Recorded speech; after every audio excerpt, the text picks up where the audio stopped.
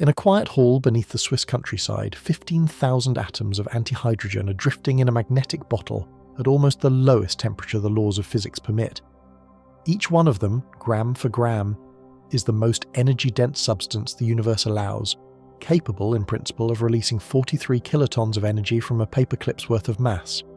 Each one of them costs $62.5 trillion per gram to produce, and the total amount ever produced across every laboratory in history is less than a millionth of a gram.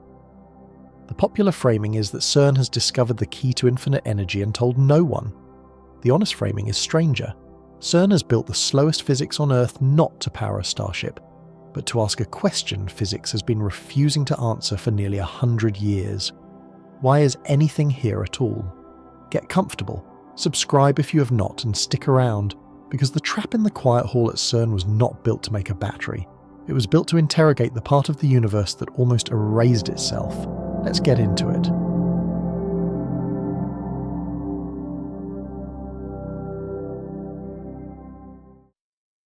Part 1. The Trap That Holds the Mirror Universe. In a quiet hall beneath the Swiss countryside, in a building you could walk past without noticing, 15,000 atoms are drifting in a magnetic bottle at almost the lowest temperature the laws of physics permit. They are not ordinary atoms, they are antihydrogen, the mirror image of the simplest, most abundant atom in the universe, and the laboratory holding them is performing the slowest physics on Earth. To make this trap, the laboratory had to invent a vacuum purer than the gulf between the stars. To cool these atoms, it had to invent a way of striking each one of them, individually, with a single particle of ultraviolet light, again and again, until the atom forgot how to move. To hold them, it had to invent a magnetic field shaped like a bowl with no edges, into which the atoms could fall but from which they could never quite climb. And to interrogate them, it had to ask a question that physics has been refusing to answer for nearly 100 years. The building is called the Antimatter Factory. It sits on the CERN campus near Geneva, a few hundred meters from the more famous Large Hadron Collider, in a hall that almost no tourists ever see. The experiment running inside it is called ALPHA, short for Antihydrogen Laser Physics Apparatus, and in the closing months of 2025 and through the early measurement campaigns of 2026, ALPHA announced two numbers that, taken together, represent the largest jump in antimatter handling in the entire history of the field. The first number is 8. ALPHA's upgraded laser system now cools antihydrogen approximately 8 times faster than the previous generation of cooling cycles. The atoms that used to spend long minutes inside the trap before they were cold enough to be measured can now be cooled in a fraction of that time, which means more of them can be cooled and more measurements can be made in a single working day. The second number is 15,000. That is, roughly, the working ensemble of antihydrogen atoms that ALPHA can now assemble and hold long enough to do real spectroscopy and real gravity tests. 15,000 atoms, held simultaneously, suspended in a magnetic well at a temperature of a few thousandths of a degree above absolute zero in a chamber of nothing. To understand how strange those two numbers are, you have to know what they replaced.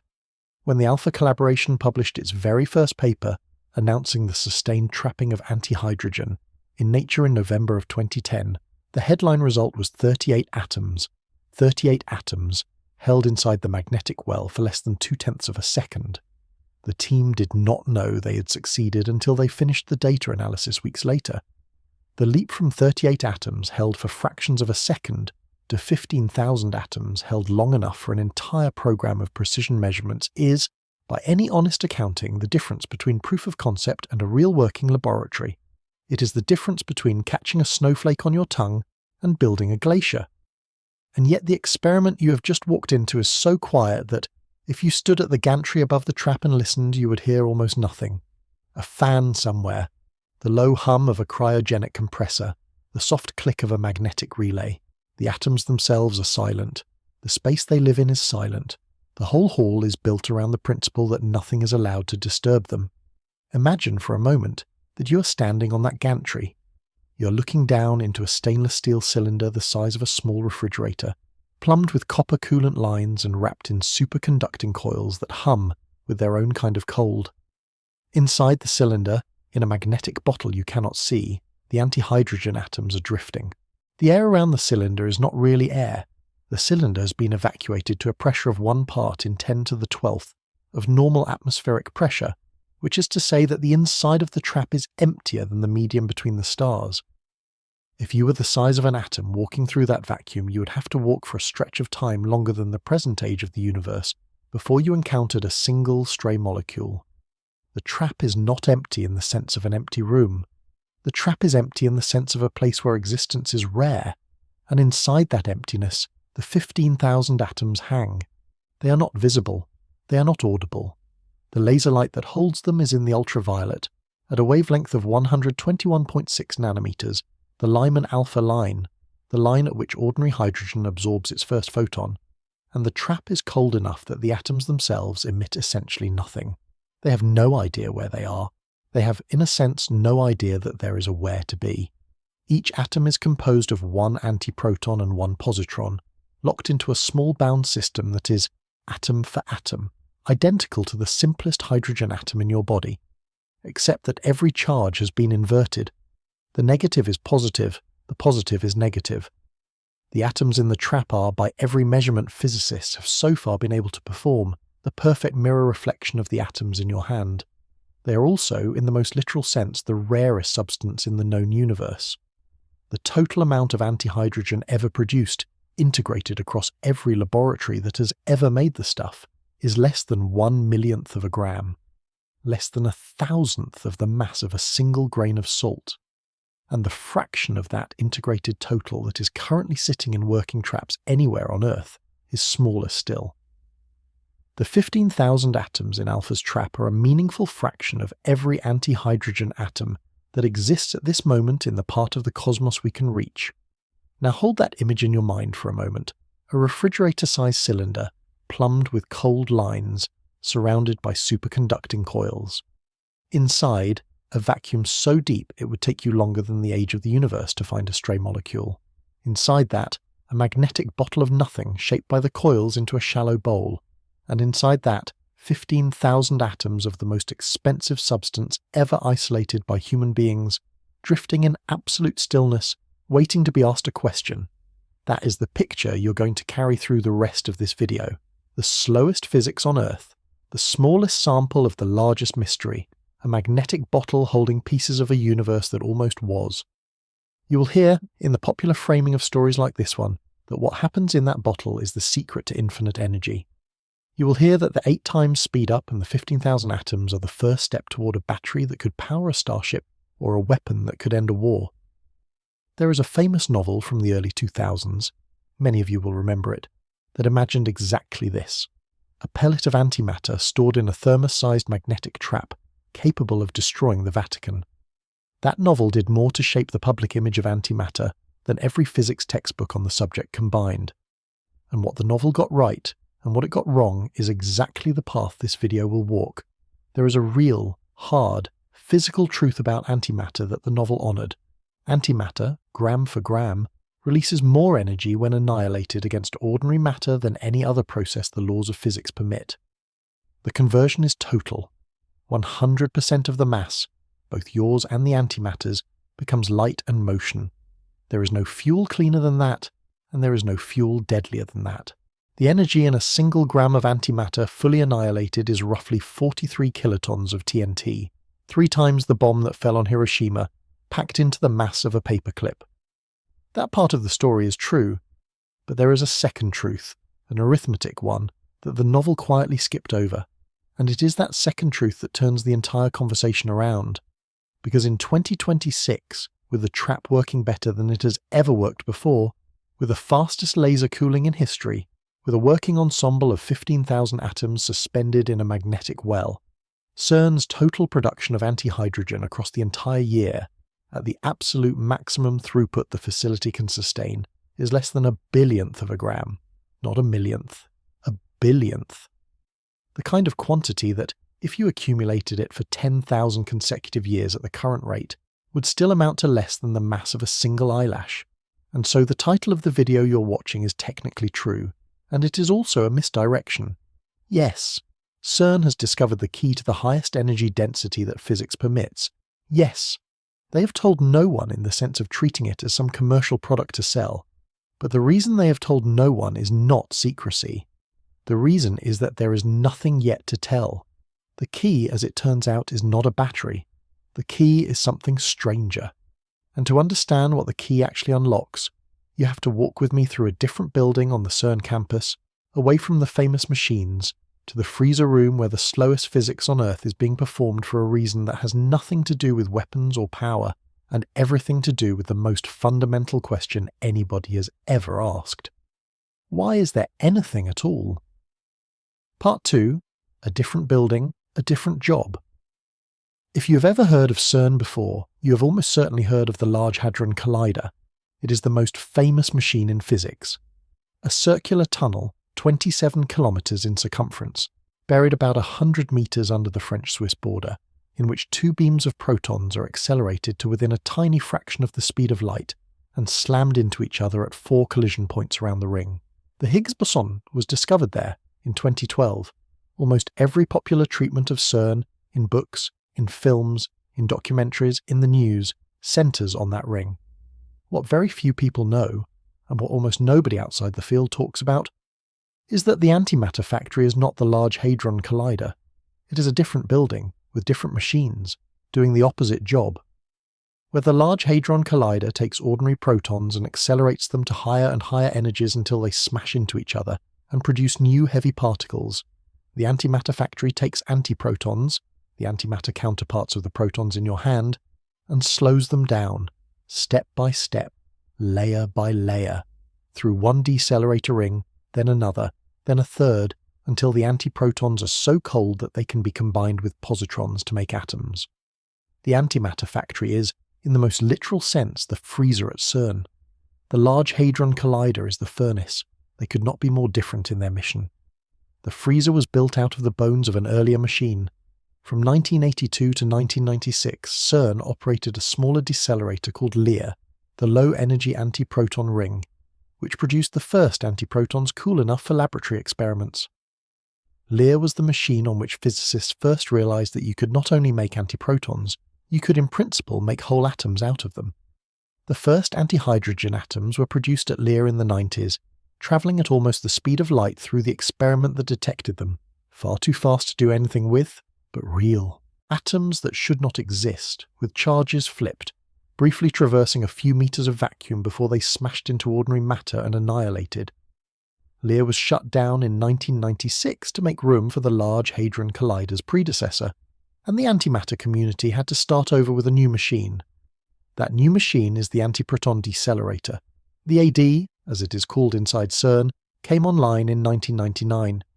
It is a small ring, about 188 meters in circumference, that takes a pulse of antiprotons fresh from the proton synchrotron at 3.5 giga-electron-volts per C, 3.57 to be precise, and progressively slows them down to about 100 mega-electron-volts per C.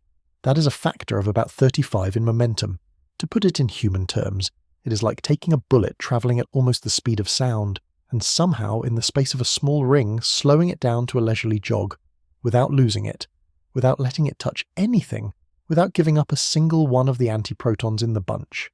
The AD did not, by itself, get the antiprotons cold enough to be trapped as atoms. The atoms made at the AD were still moving at speeds that, for a particle, were tremendous. To go further, CERN built another, smaller ring around the AD, a kind of nested freezer inside the first one. That ring is called ELINA, which stands for the Extra Low Energy Antiproton Ring. ELINA came online in 2020. It is about 30 meters in circumference. It takes the antiprotons coming out of the AD and slows them further, by another factor of about 1,000, down to 100 kilo-electron-volts per C. At that point, the antiprotons are cold enough, slow enough, to be captured directly inside a magnetic trap and combined with positrons to form atoms, and that, in essence, is what the antimatter factory does. It is a cascade of slowing machines, each handing its output to the next, taking particles born in a violent collision and turning them, by stages, into something cold enough and gentle enough to hold. The whole facility is built around the principle that to make antimatter useful for measurement, you have to remove every scrap of energy from it that you can. That is, by itself, a kind of inversion of the popular picture of CERN. When most people think of CERN, they think of speed. Particles screaming around a tunnel, detectors as tall as cathedrals, Energy is measured in tera-electron volts, the most violent collisions humans can engineer. And all of that is real, and all of it is being done a few hundred meters away in the Large Hadron Collider. But the antimatter factory is the part of CERN that lives at the other end, the part that takes the wildest particles in the world and slows them down until they barely move, the part that built a vacuum purer than the gulf between the stars, and a magnetic well shaped like a shallow bowl, and a Lyman alpha laser tuned to a wavelength that no commercial laser on Earth can produce. Also that a few thousand antihydrogen atoms can sit, perfectly still, and let themselves be asked a question. This means that when the news talks about CERN, it is usually talking about a different building from the one in this story. The Higgs boson, the searches for supersymmetry, the muon anomalous magnetic moment, the rare B Meson decays, the heavy ion collisions that recreate the conditions of the early universe, those happen at the LHC. The antihydrogen work happens at the antimatter factory. They share a campus, they share an infrastructure, they share in some sense a budget. But they do almost entirely different physics. The LHC is in the business of discovering particles. The antimatter factory is in the business of measuring them with a precision so fine that, if there is anything wrong with the way we currently believe the universe is put together, the antimatter factory will be the first place to find out. The antimatter factory hosts more than one experiment. Alpha, the laser cooling and spectroscopy experiment that is the centerpiece of this video, is one of them. Its sister collaboration, Alpha G, is the vertical version of the trap, dedicated to gravity measurements. BASE, the baryon-antibaryon symmetry experiment, uses a penning trap to measure the antiproton's charge, mass and magnetic moment with extraordinary precision. Aegis is another gravity experiment using a different technique, an atom interferometer with antihydrogen beams. GBA, gravitational behavior of antihydrogen at rest, uses a completely different scheme, producing antihydrogen ions and then dropping them. Asakusa studies the laser spectroscopy of antiprotonic helium, a strange three-body atom in which a long-lived antiproton orbits an ordinary helium nucleus. Each of these experiments is a different attempt to find the smallest possible difference between antimatter and matter. None of them, so far, has found one. But that is the second half of this story, and I do not want to get there yet. For now, I just want you to hold this geography in your mind. The CERN campus is not one experiment. It is a city. The Large Hadron Collider is the main road, the famous one, the one everybody photographs from the air. But there is another street running parallel to it, quieter, with a few low buildings and a small hall and a sign that says, in small letters, the antimatter factory. And inside that hall is the freezer, and inside the freezer is the trap, and inside the trap, 15,000 atoms. Atoms made of nothing but the opposite-handed pieces of ordinary matter are drifting in a magnetic bowl, waiting to be asked. What you almost certainly grew up imagining about CERN, that it is a place of speed and violence and high energies, is half true. The other half is that CERN is, at the same time, the place that built the slowest physics anyone has ever performed.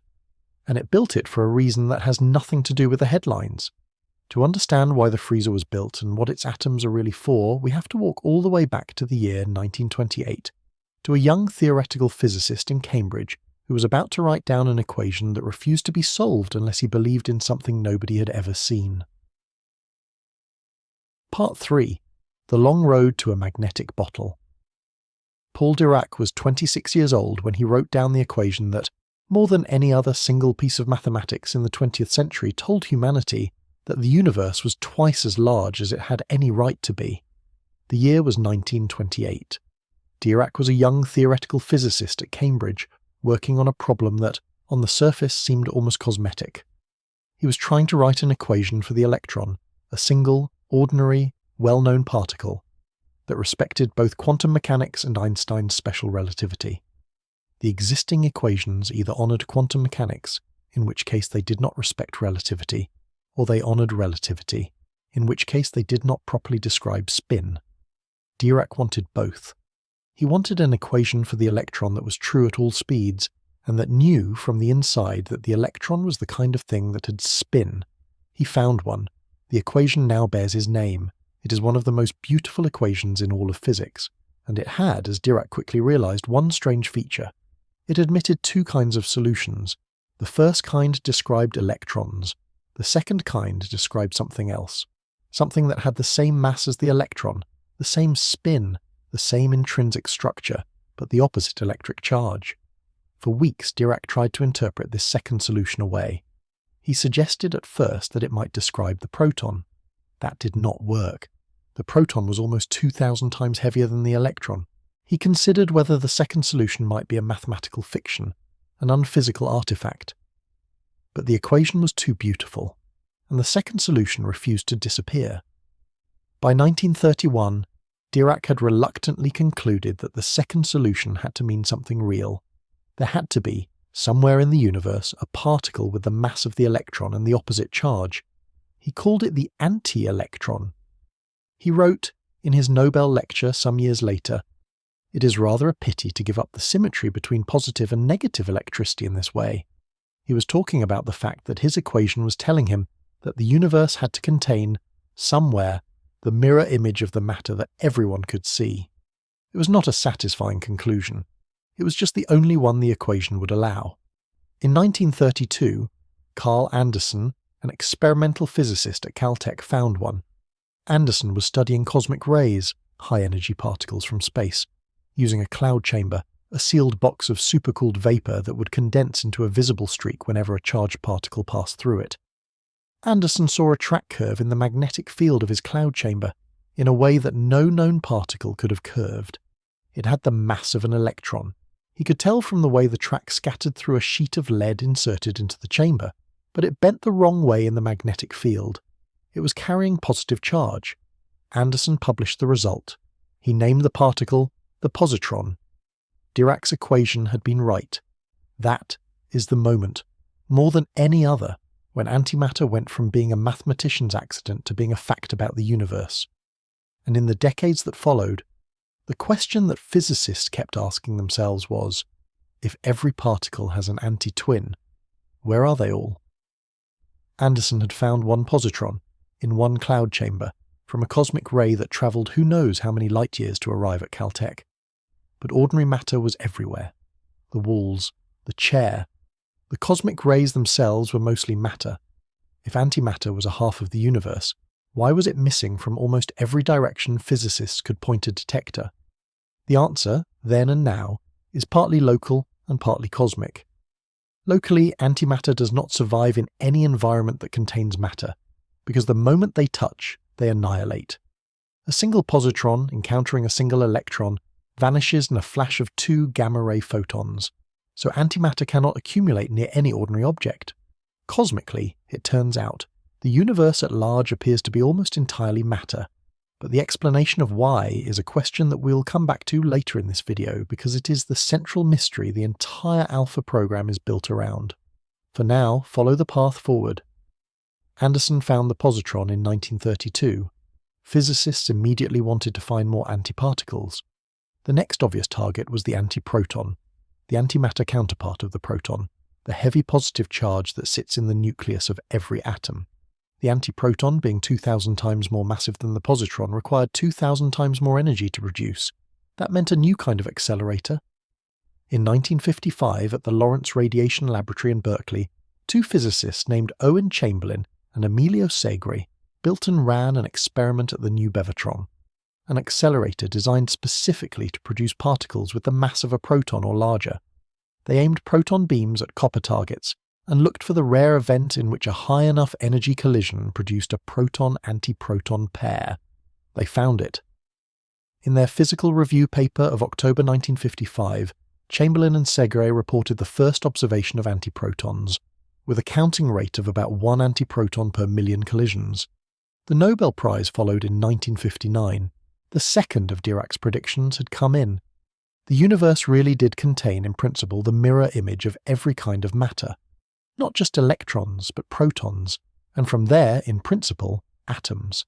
It would take another 40 years for physicists to actually make those atoms. The first antihydrogen, a single antiproton bound to a single positron, forming a complete antimatter atom, was produced in 1995 at CERN, using the original Lear ring I mentioned earlier. The atoms produced in those first experiments were what physicists call hot.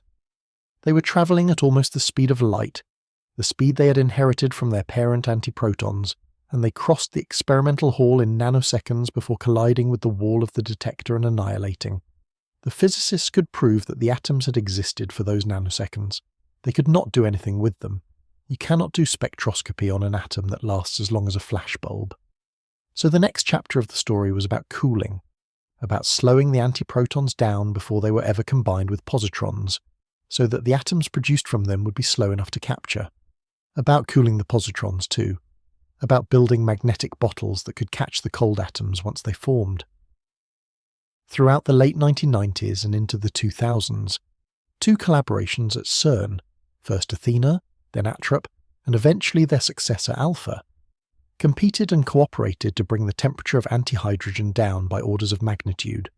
The successes came in steps: antihydrogen production in larger quantities, antihydrogen production at lower energies, antihydrogen production at the levels where, in principle, magnetic trapping became conceivable. And then, on the night of August 18, 2010, the Alpha collaboration ran a sequence of experiments that, for the first time, ended with antihydrogen atoms still inside the magnetic well when the field was switched off. The atoms in question were detected when they annihilated against the walls of the trap, releasing pions that the surrounding silicon detectors could see. The sequence was repeated. The signal was real. By the time the data analysis was complete, several weeks later, the team had a number: 38 atoms, held in the trap for less than 0.2 of a second before they escaped or were released, or simply lost their grip on the magnetic well. There is something almost unbearably modest about that moment. 38 atoms is not a triumph in the sense of a dramatic discovery. There is no flash, no boom, no sudden visible result. The success is retrospective.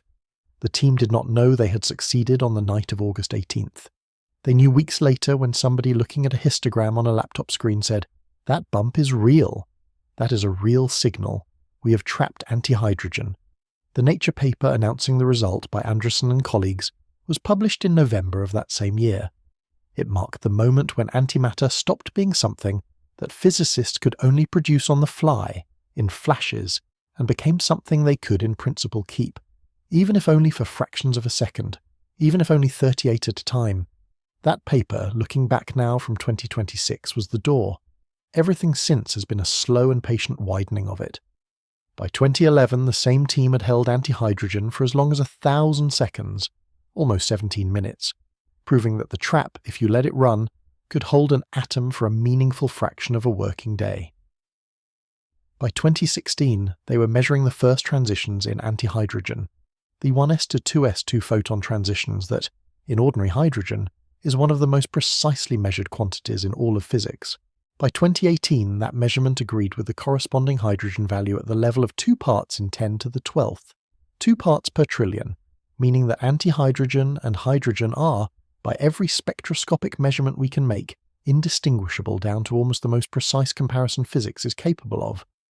In 2023, the Alpha-G experiment finally answered a question that had haunted the field for 60 years.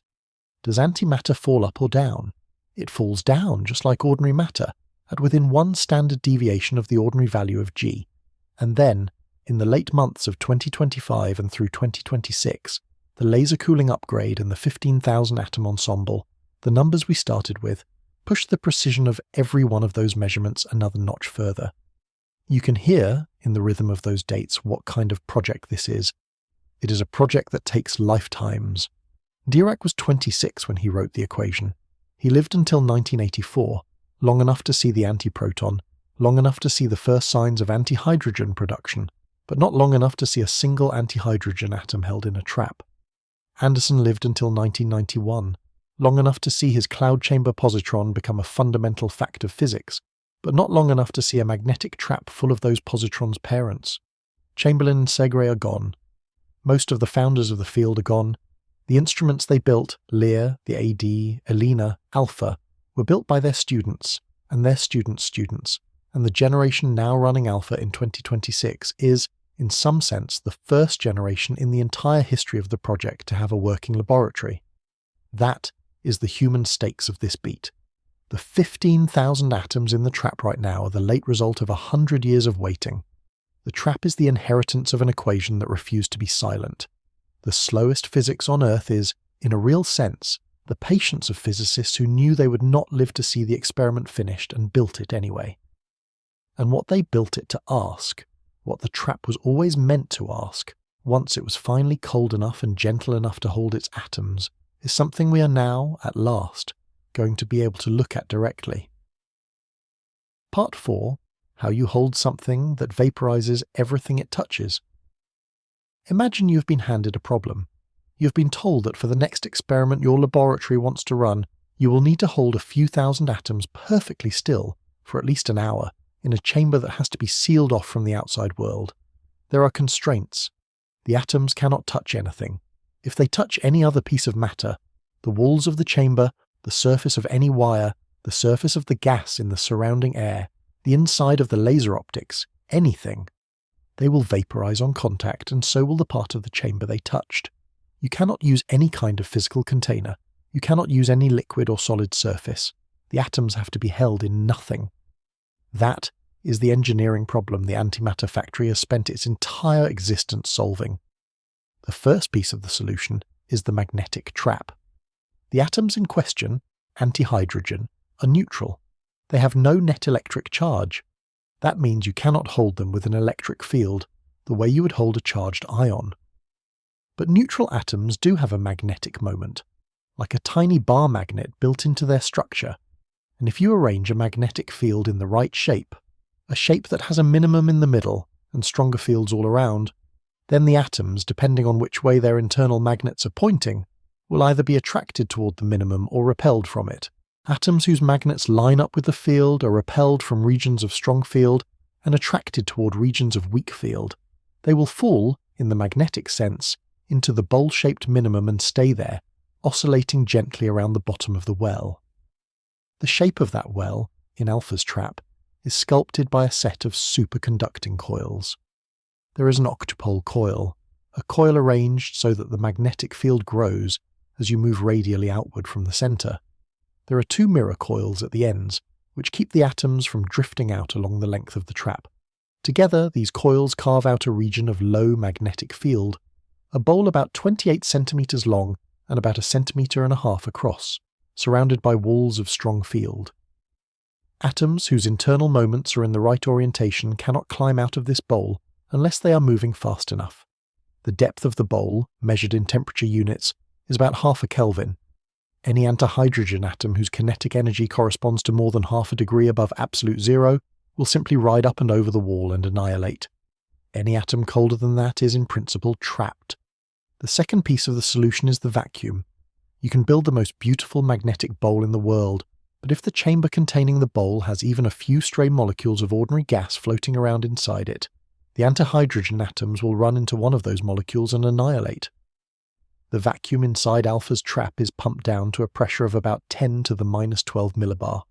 That is 12 orders of magnitude lower than the pressure of the atmosphere outside the building. To give you a sense of what that means, the interstellar medium, the space between the stars in our galaxy, has a density of roughly 1 atom per cubic centimeter. The vacuum inside Alpha's trap is, in places, comparable to the interstellar medium, a magnetic bottle full of antimatter, sitting in the equivalent of interstellar space, all of it built into a basement at CERN. The third piece of the solution is the cooling. Even atoms that are formed cold enough to enter the magnetic bowl tend to be moving, to be oscillating around the bowl's center with some residual energy. To do precision spectroscopy on them, you need to slow them down further. You need to drain off the rest of their kinetic energy. And the way you do that, for any kind of atom whose energy levels can be matched to a laser, is by hitting it with photons. The technique is called Doppler laser cooling, and it works on a wonderful, almost paradoxical principle. You tune a laser to a frequency that is slightly lower than the frequency the atom would absorb at if it were standing still. Now, because of the Doppler effect, an atom moving toward the laser sees the laser as slightly higher in frequency than its rest value, and a stationary atom sees it at its actual, slightly low value, and an atom moving away sees it as even lower. The atom moving toward the laser sees the laser at exactly the right frequency to be absorbed. The atom moving away from the laser sees it too low and ignores it. Each time the moving atom absorbs a photon, it picks up a tiny kick of momentum in the direction the photon was traveling. which is, by construction, opposite to the atom's own motion. The atom is slowed just slightly. The absorbed photon is later re-emitted in a random direction, so on average the re-emission does not push the atom in any particular way. Over many absorption and emission cycles, the atom is steadily decelerated. It is being cooled, photon, by the laser. The laser alpha uses for this is not an ordinary laser.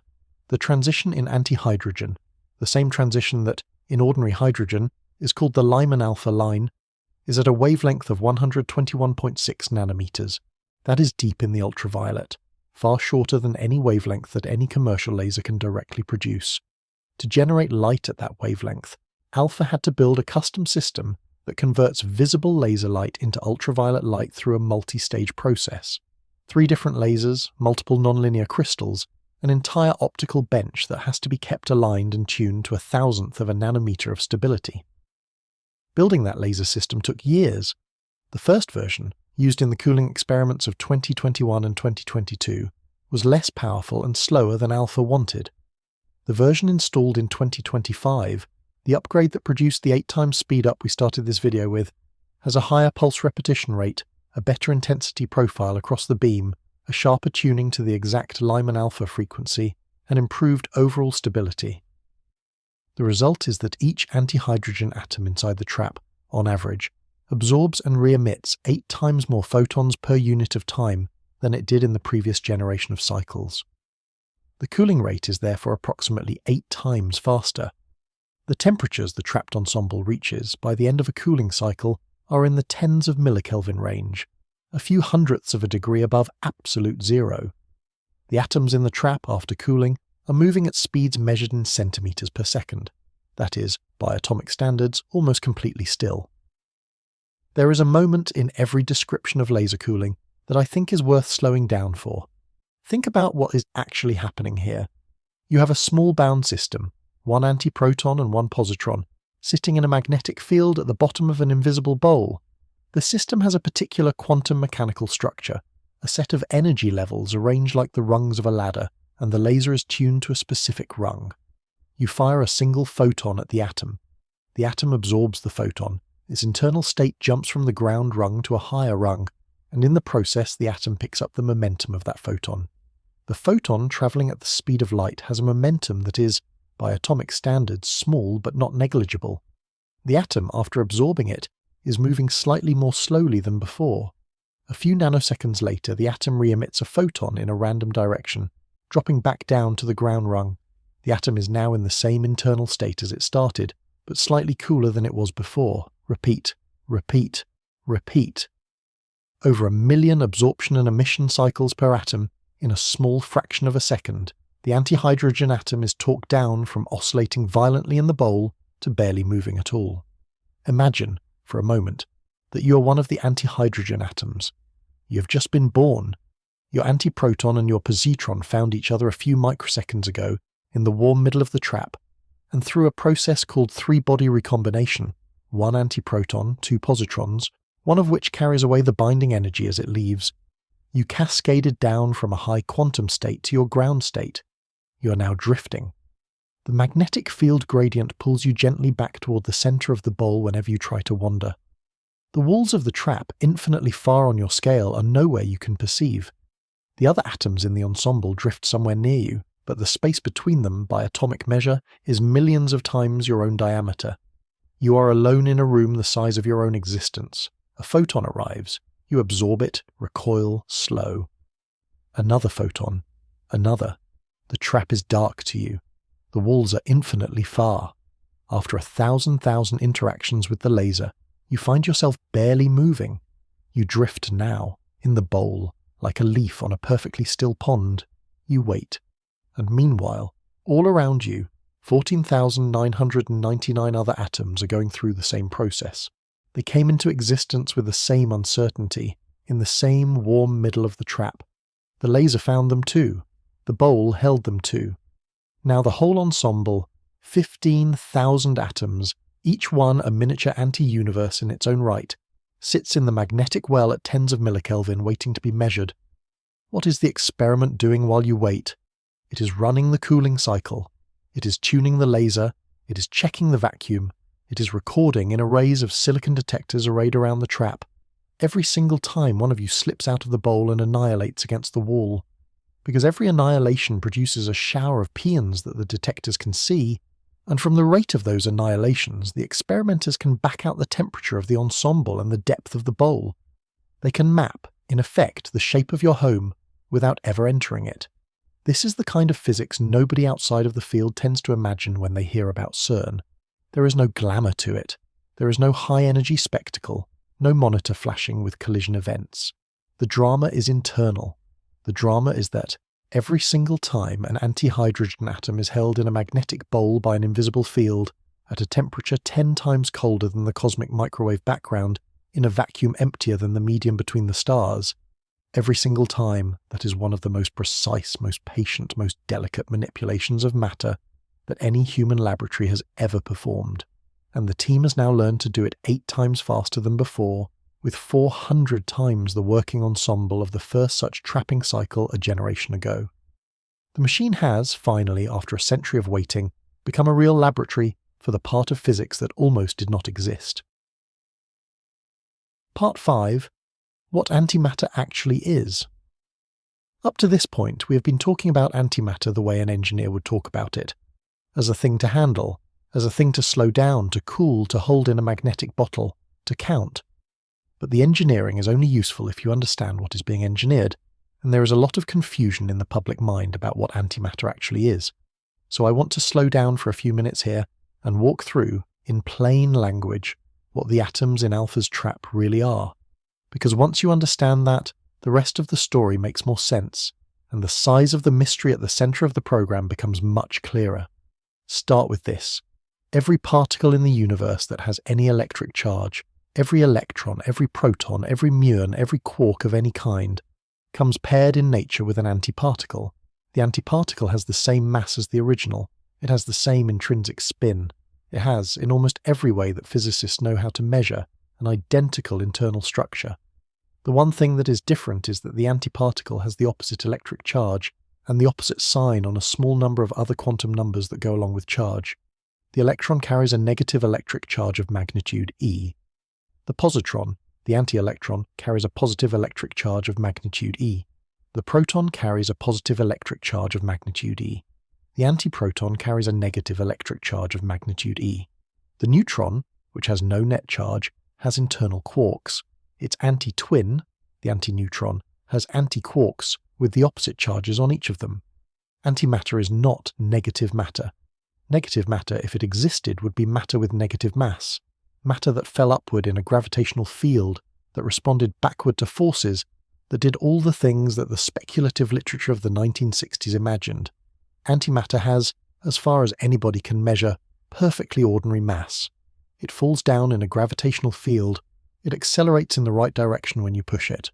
The only thing it has flipped is the sign of its charge. Antimatter is not matter from another dimension. It is not matter from another universe. It is not a parallel universe leaking into ours. It is, mathematically and physically, a perfectly straightforward variant of the matter we are made of, distinguished by sign rather than by location. Dirac's equation produced both kinds of solutions in the same set of equations. They are not in parallel. They are in the same universe, made of the same physics, governed by the same laws. The reason you do not see antimatter all around you is not that it lives somewhere else. It is that, in the local environment of the Earth, in the local environment of the entire solar system, in the local environment as far as we can probe, ordinary matter overwhelmingly dominates. And whenever a stray bit of antimatter appears, for example, a positron from the radioactive decay of an isotope in a banana, or a positron from a cosmic ray hitting the atmosphere, it does not survive long enough for you to notice. It runs into the nearest electron and annihilates. The annihilation is what makes antimatter feel so otherworldly. When a positron and an electron meet, they do not collide in the ordinary sense. They do not bounce off each other. They do not break into smaller pieces. They cease. Both particles vanish entirely, and in their place there appear 2 photons, 2 particles of light, flying off in opposite directions, carrying away all of the energy that used to be locked up in the rest masses of the 2 original particles. The book of accounts balances perfectly. The total energy before, the rest mass of the electron plus the rest mass of the positron, equals the total energy after in the two photons. The total momentum is 0 before and 0 after. The photons have to fly off in opposite directions to make that work. The total electric charge was 0 before, since the electron's negative one cancelled the positron's positive one, and it is 0 after since the photons are neutral. Every conservation law of physics is honoured. The two particles, the matter and the antimatter, simply exchange their being for light. This is the deepest fact about antimatter, and the reason that, as an energy source, it is the absolute limit of what the laws of physics permit.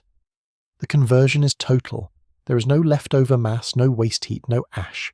100% of the original rest mass becomes radiation. If you wanted to write down the most efficient possible chemical or nuclear or any other kind of process for extracting energy from matter, the absolute mathematical ceiling is matter-antimatter annihilation. Nothing in the laws of physics is more energetically dense. How dense? The familiar equation is the famous one. E equals mc squared. The energy released by annihilating a mass of matter against a mass of antimatter is 2mc squared. Twice that, because you are annihilating both the matter and the antimatter.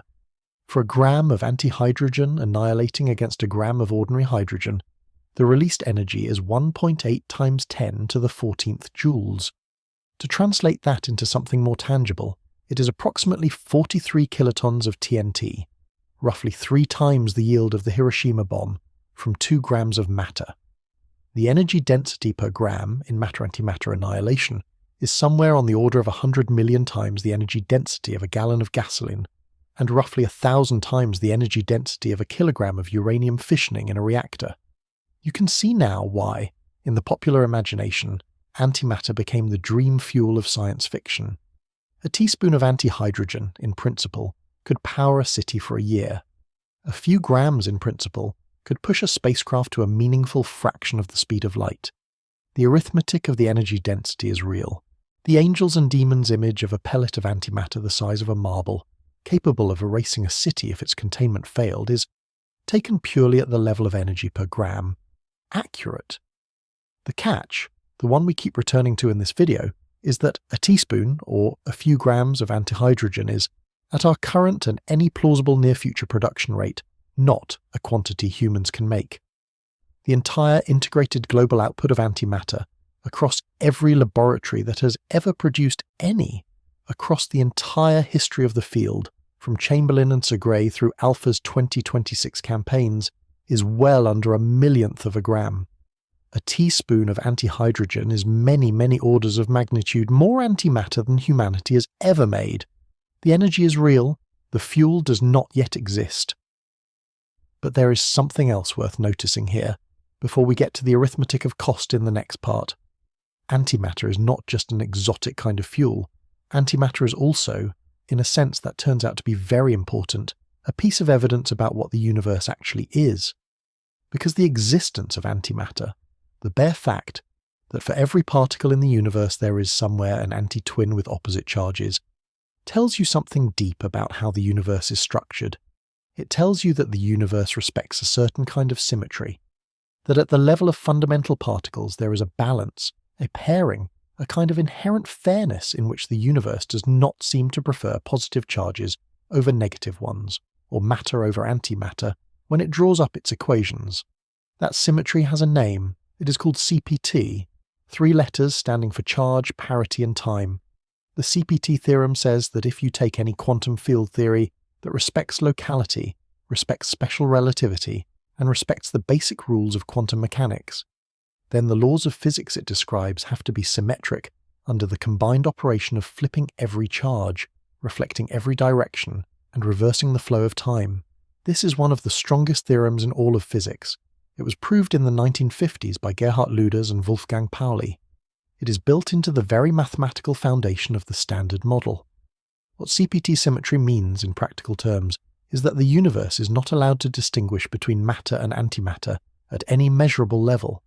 Every property of an electron, its mass, its lifetime, its energy levels, its magnetic moment, its gravitational behavior, must be identical to the corresponding property of a positron. Every property of a proton must be identical to the corresponding property of an antiproton. Every property of a hydrogen atom must be identical to the corresponding property of an antihydrogen atom. If a theorem in physics could be sacred, this one is close to it.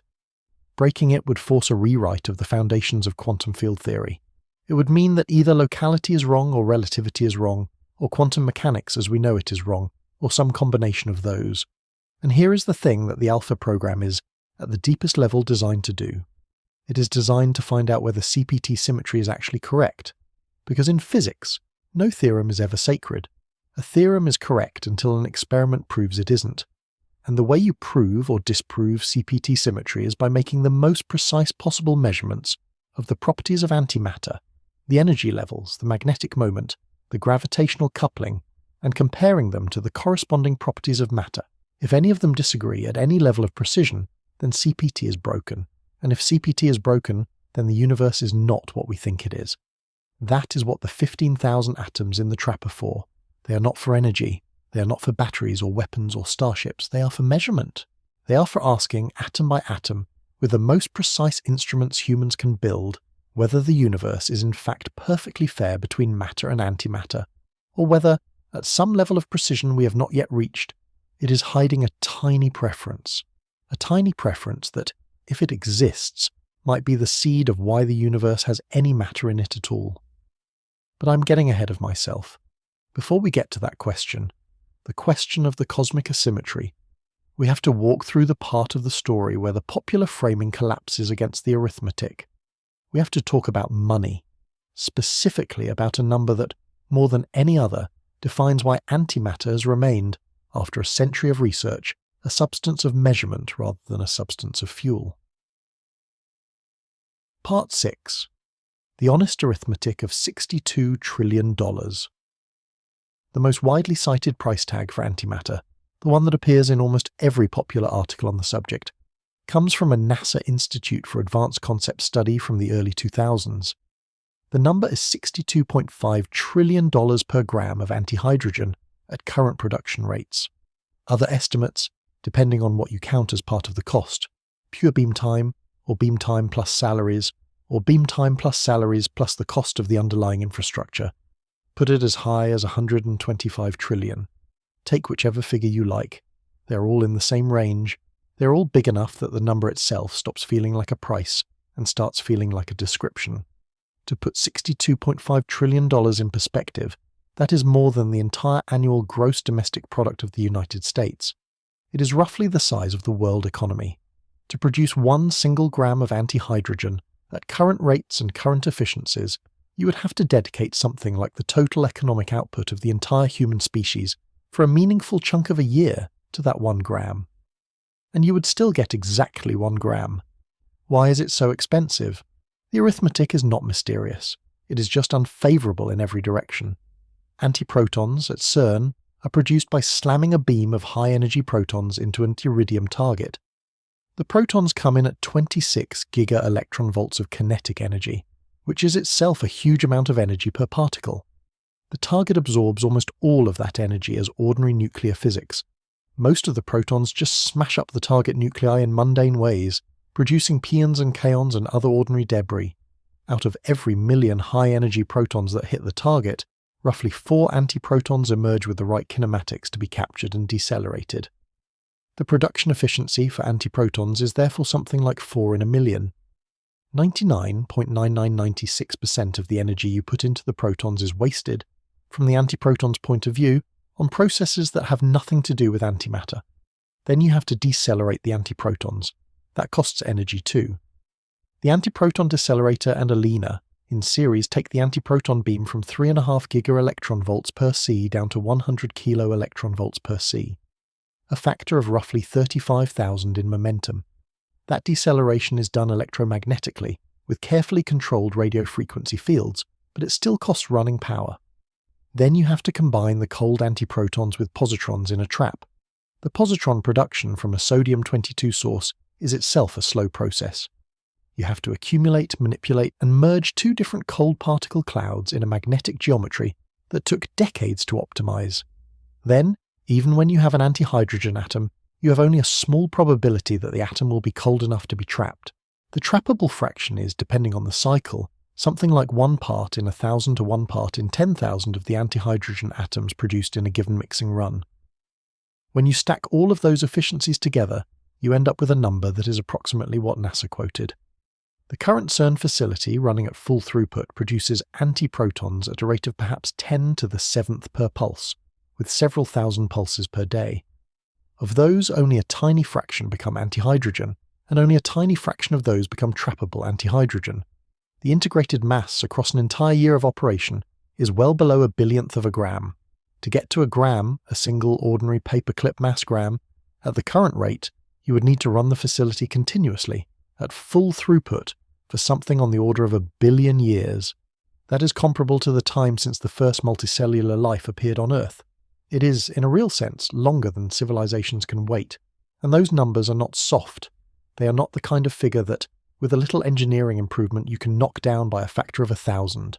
The production efficiency of antiprotons against the iridium target is set by the underlying physics of the collisions. The energy cost per antiproton is set by the physics of accelerator design. The trappable fraction is set by the thermodynamics of how antihydrogen forms in 3-body recombination. You can improve each of these by factors of 2 or 3 or maybe 10 with sustained engineering work. And the field has, over the past 40 years, done exactly that, which is how alpha went from 38 atoms to 15,000. But you cannot, with any current or foreseeable technology, get the cost down to where you can make grams. You cannot get it down to where you can make milligrams. You cannot get it down to where you can make micrograms. Antimatter, as a substance, is at the wrong end of the cost curve by something like 14 orders of magnitude, and there is no obvious physical lever that closes the gap. So let us take, with this in hand, the popular dreams of antimatter and walk through them honestly. The antimatter battery, the one in your science fiction novel, sitting in a thermos, holding enough energy to level a city, would require, at the lower end of the science fiction estimates, a few grams of antihydrogen. Maybe 1, maybe 10. The annihilation of 1 gram of antihydrogen against 1 gram of ordinary hydrogen, as we said before, releases approximately 43 kilotons of TNT equivalent. So a 1 gram battery would have a yield comparable to about 3 Hiroshima bombs. A 10 gram battery would yield about 430 kilotons. A thermos-sized antimatter battery, even at a low end, would be a credible strategic weapon, and making it would require, at current rates, something on the order of 1 billion to 10 billion years of dedicated CERN beam time. The construction time is longer than the present age of the universe. The arithmetic does not, in any honest sense, support the existence of such a battery within any timescale relevant to human civilization, or for that matter to human biology. The antimatter starship, the one in which a few hundred grams of antimatter, used as a propellant, accelerates a small ship to a meaningful fraction of the speed of light, has been studied seriously. Robert Forward, the American physicist and science fiction writer, wrote a JPL technical memorandum in 1985 titled Antiproton Annihilation Propulsion, in which he laid out the engineering of a beamed core antimatter rocket. The idea: antiprotons are fed into a stream of ordinary matter where they annihilate, and the resulting charged pions and kaons are directed by a magnetic nozzle out the back of the ship. The specific impulse, a measure of propellant efficiency, is somewhere on the order of 100 million seconds, compared to about 450 seconds for the best chemical rockets, or a few thousand seconds for the best fission designs. The ship could, with a modest mass of antimatter, accelerate to several % of the speed of light. That kind of speed would put nearby stars within reach in a single human lifetime. Forward concluded in the same memorandum that the project was physically possible, but practically impossible without major changes in how humans produce antimatter. He estimated that producing the antimatter for a single 1,000-ton ship at 10% of light speed would require something like 100 grams. 100 grams of antimatter is approximately 10 to the 14th times the integrated historical production of the entire field. To produce it at current rates would take a span of time roughly equal to 10,000 current ages of the universe. The Starship is, on the arithmetic, not happening in the foreseeable future. Not in this century, not in this millennium, not on any timescale that any human institution can plan for. The antimatter weapon, the one in the bottom of the spy novel, has the same arithmetic problem. The most carefully argued analysis of antimatter-based weapons is from André Guspona and Jean-Pierre Herny, a pair of Swiss physicists, in a paper from 1986 on the implications of antimatter-induced fusion. Their analysis was that, even in the best-case scenario, an antimatter-triggered fusion weapon would require milligrams of antimatter, millions of times the entire integrated production of the species, to be competitive with existing thermonuclear weapons. The military case for antimatter, even in the most optimistic light, collapses against the production bottleneck. This is the part of the story that the angels and demons framing got wrong, and that the title of this video honours and then turns.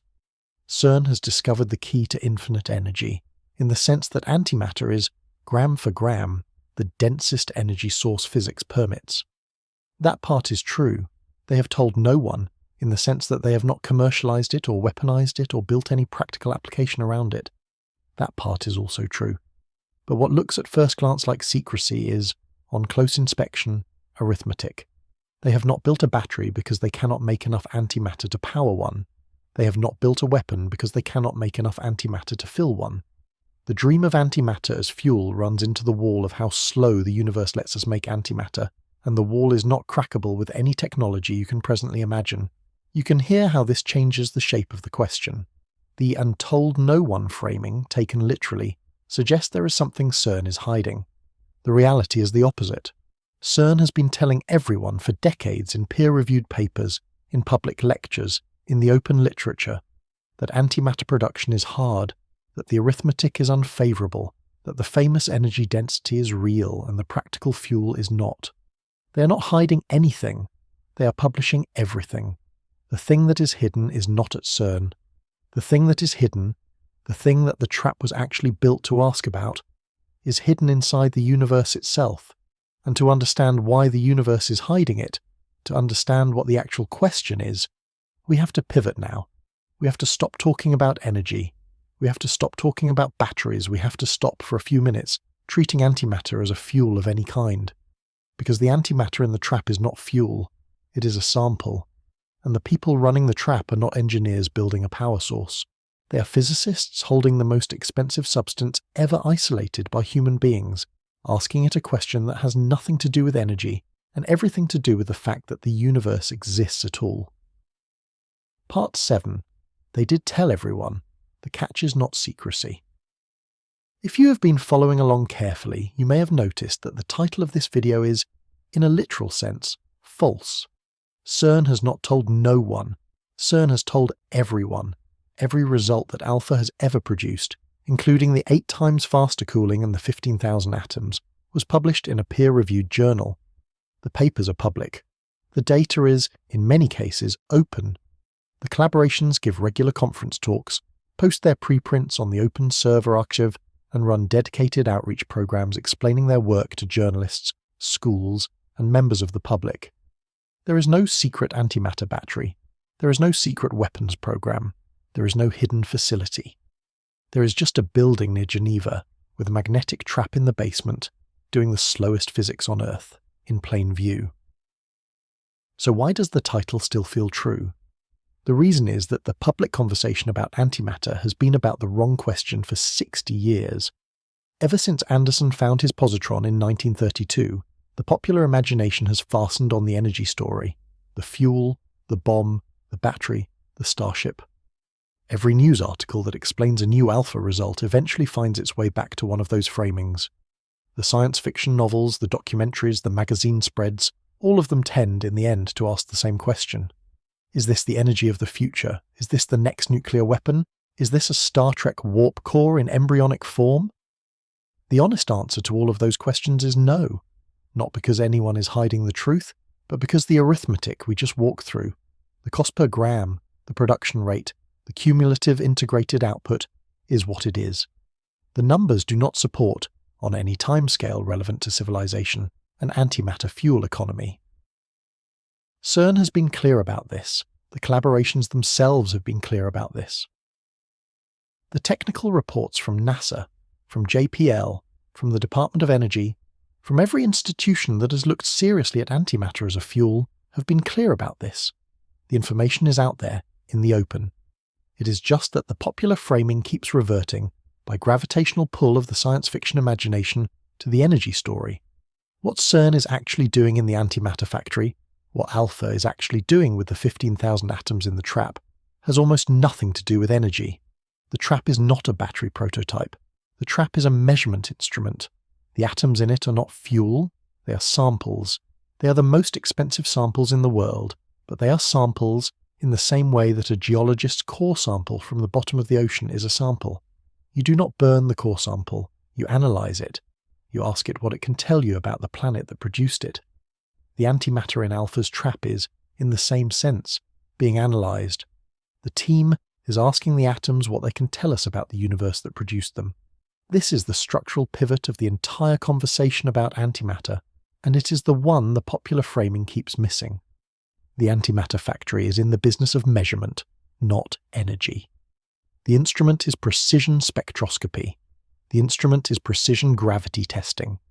The instrument is precision magnetic moment measurement. None of these instruments cares about how much antimatter you have in the sense of bulk fuel. They care about how cleanly you can ask each individual antimatter atom, one at a time, whether it is a perfect mirror reflection of an ordinary atom or not.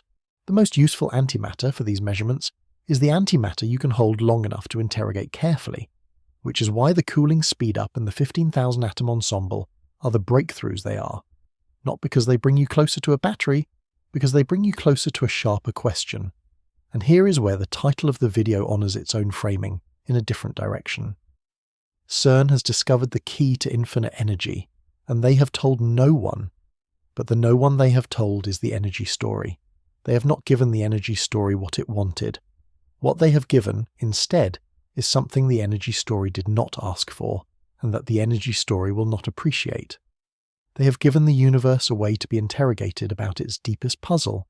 They have built the slowest physics on Earth not to power a starship, but to listen, with greater precision than ever before, to whether the universe is in fact perfectly symmetric between matter and antimatter, or whether at some level that we have not yet reached, it is leaning toward us, leaning toward the kind of matter that the listener and I are made of.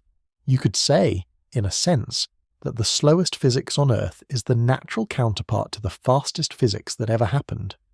The fastest physics that ever happened was the first microsecond after the Big Bang, a moment when temperatures were on the order of 1,000 trillion degrees, when particles and antiparticles were forming and annihilating, when the entire universe was a roiling, indistinguishable plasma of matter and antimatter cooling toward the slower, calmer state it would eventually settle into. Whatever decided how much of each kind of matter survived from that microsecond is, by every measurement we can make, the reason the universe contains stars and planets and people, rather than nothing at all. The slowest physics on Earth is built to interrogate, atom by atom, the survivors. The 15,000 antihydrogen atoms in the trap are the rarest kind of survivor. The kind that the universe almost did not let exist at all.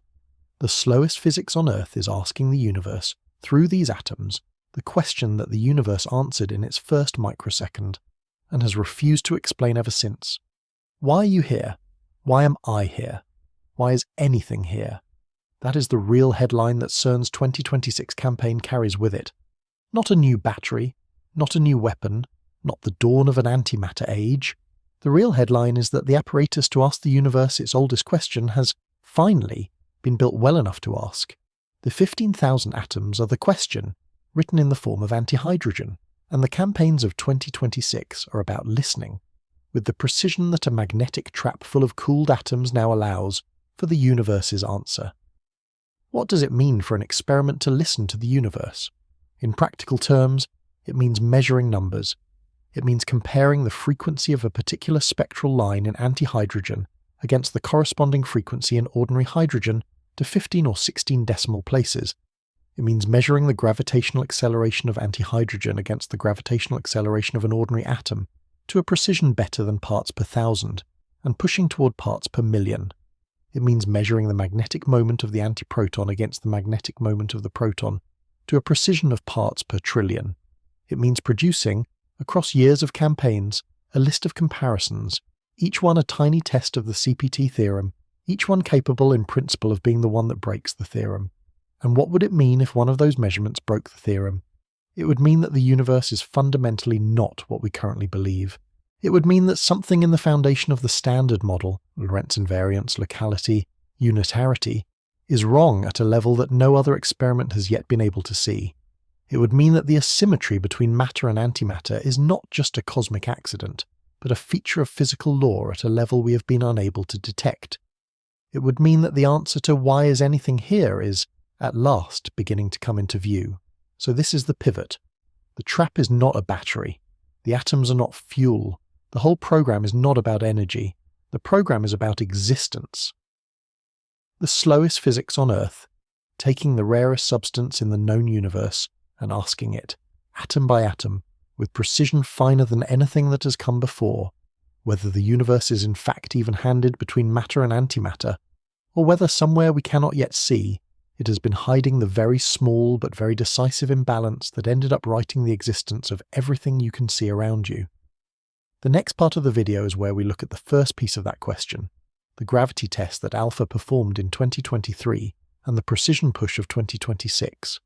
After that, we will look at the spectroscopy program, the CPT theorem, and the deeper interrogation of antimatter's energy levels. And after that, finally, we will turn to look at the universe itself, and the first microsecond of time, and the question that the trap was built to ask. The pieces are now in place. The instrument is finally precise enough. We're about to follow the experimenters in their inquiry. Part 8. The gravity test. For most of the 20th century, the question of how antimatter responds to gravity was technically an open one. Almost no physicist seriously expected antihydrogen to fall up, to drift away from the Earth instead of toward it. But it was formally a hypothesis that had never been tested. Einstein's general theory of relativity assumed that gravitational mass and inertial mass are the same thing for all kinds of matter, and that assumption extended by default to antimatter. But that was an extrapolation, not a measurement. Nobody had ever weighed antihydrogen on a scale, or watched it fall in a vacuum, or done any of the actual experiments that would have proven, rather than assumed, that antimatter falls down. There were a handful of physicists who took seriously the idea that maybe, just maybe, antimatter responded to gravity in the opposite direction from ordinary matter. Hermann Bondi, in 1957, had written a paper on the theoretical consistency of negative mass particles. Other physicists, decade by decade, suggested that gravitational repulsion between matter and antimatter might be related to the cosmic asymmetry, or to dark energy, or to the puzzle of why the universe was expanding. These were minority positions, but they were not crank positions. They were respectable speculation, of the kind that physicists keep on the back burner because, in the absence of an experiment, you cannot be quite sure. The Alpha collaboration decided in the early 2010s to build the experiment that would finally answer the question. They built a vertical version of the trap called Alpha G. The idea was straightforward in concept. You produce antihydrogen as usual, you trap it in the magnetic well, and then, very slowly, you ramp down the magnetic field that confines the atoms vertically. As the field weakens, the atoms can begin to drift in the vertical direction. If antihydrogen falls down, like ordinary matter, then as the field weakens, you should see more atoms exit the bottom of the trap than the top. If antihydrogen falls up, you should see the opposite. If antihydrogen has anomalous gravity at the parts per hundred level, you should see an asymmetry that lands somewhere in between. The experiment is conceptually simple and technically brutal. The atoms in question are at temperatures of tens of millikelvin. Their thermal motion is at speeds of meters per second, comparable to gravity's pull over the relevant distances. To separate the gravitational signal from the thermal motion, the team had to perform the release very, very slowly, run the experiment many thousands of times and average over the statistics. They also had to characterize, with extraordinary care, every imperfection in the magnetic field that might mimic a gravitational effect. A magnetic gradient that pushed atoms preferentially downward, for example, would look like gravity to the detectors. So would any small thermal asymmetry between the top and bottom of the trap. Every systematic had to be measured, modelled, and subtracted. The experiment ran through 2022 and into early 2023. The data analysis was meticulous, conducted in blind fashion, meaning that the team did not look at the final result until every systematic had been accounted for and locked in. By the late summer of 2023, the analysis was complete, and the result was ready to be unblinded. On the evening of September 27, 2023, the Alpha G team submitted the final version of the paper that would appear in Nature later that same week. The lead authors, Anderson and colleagues, including longtime collaboration spokesperson Jeff Hangst, were among those involved in the submission. The result line, when it appeared in the paper, was clean. The gravitational acceleration of antihydrogen, expressed as a fraction of the local gravitational acceleration of ordinary matter, was 0.75, plus or minus 0.13 from statistical uncertainty, plus or minus 0.16 from systematic uncertainty. Within the precision the experiment could reach, antihydrogen falls down, at a rate consistent with the rate at which ordinary hydrogen falls down. The result was not a 1 sigma confirmation. It was not a 5 sigma discovery. It was, in the technical language of the field, a robust exclusion of the anti-gravity hypothesis at about a 1.5 standard deviation level on the simplest alternative. Antimatter falling up at the same rate ordinary matter falls down. And it was a clean statement, within the precision of the experiment, that antihydrogen and hydrogen behave the same way in a gravitational field. The headlines, when the paper appeared, were predictable. Antimatter falls down, just like matter. Einstein wins again. Anti-gravity ruled out. All of those were correct, at the level of precision the experiment could deliver. The deeper truth, the one the team itself was already articulating in the discussion section of the paper, was that the experiment had answered a 60-year-old question, and in answering it had opened a new one. Because the precision of the alpha G 2023 measurement, while good enough to rule out gross anti-gravity, was nowhere near the precision of the corresponding measurements on ordinary matter. The equivalence principle for ordinary matter has been tested in the microscope satellite mission and in earlier torsion balance experiments to a precision of about 2 parts in 10 to the 15th, 2 parts per quadrillion. For antimatter, alpha G had reached a precision of about 30%. There is wide open room for tiny deviations to hide. What would it mean if such a deviation existed? Suppose, for the sake of argument, that antihydrogen turned out to fall at a rate that was, say, 99.99% of the rate of ordinary hydrogen. A part in 10,000 difference. The alpha G 2023 result is consistent with that hypothesis, and with any other hypothesis between 0.5 and 1.1 times G, given the error bars. If such a tiny difference were real and measurable, it would mean that the equivalence principle, the heart of general relativity, is not quite universal. It would mean that gravity treats matter and antimatter slightly differently. It would mean, depending on how the difference came about in the underlying theory, that there are new physical effects, perhaps related to the vacuum, perhaps related to a new force, perhaps related to a deeper modification of general relativity that have been hiding from us at the level of precision we have so far been able to reach. That is what the 2026 campaign is for. The 15,000 atom ensemble, with the 8 times faster cooling, allows alpha G to push the precision of the gravity measurement down by at least an order of magnitude, and perhaps, in the longer term, by 2 or 3. The goal of the current campaigns is to reach the few percent level on G, and over the longer term possibly the parts per thousand level. None of these is yet competitive with the matter precision. But each step is a step into territory where, if there is a deviation, there is now a chance of finding it. You can feel, in the rhythm of these numbers, what the field actually looks like in 2026. It is not a field of finished answers. It is a field of slowly improving precision, each year a little better than the last, each campaign opening up a little more space in which the universe might have hidden the seeds of an answer. The alpha G result of 2023 did not finish the conversation about antimatter and gravity.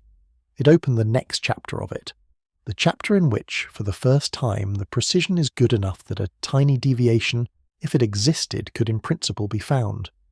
There is a certain emotional weight to the moment of the 2023 result that I think is worth pausing on. The alpha G paper was the first time in the history of physics that anyone had directly weighed antimatter against gravity. The result was, in the simplest terms, that antimatter falls down.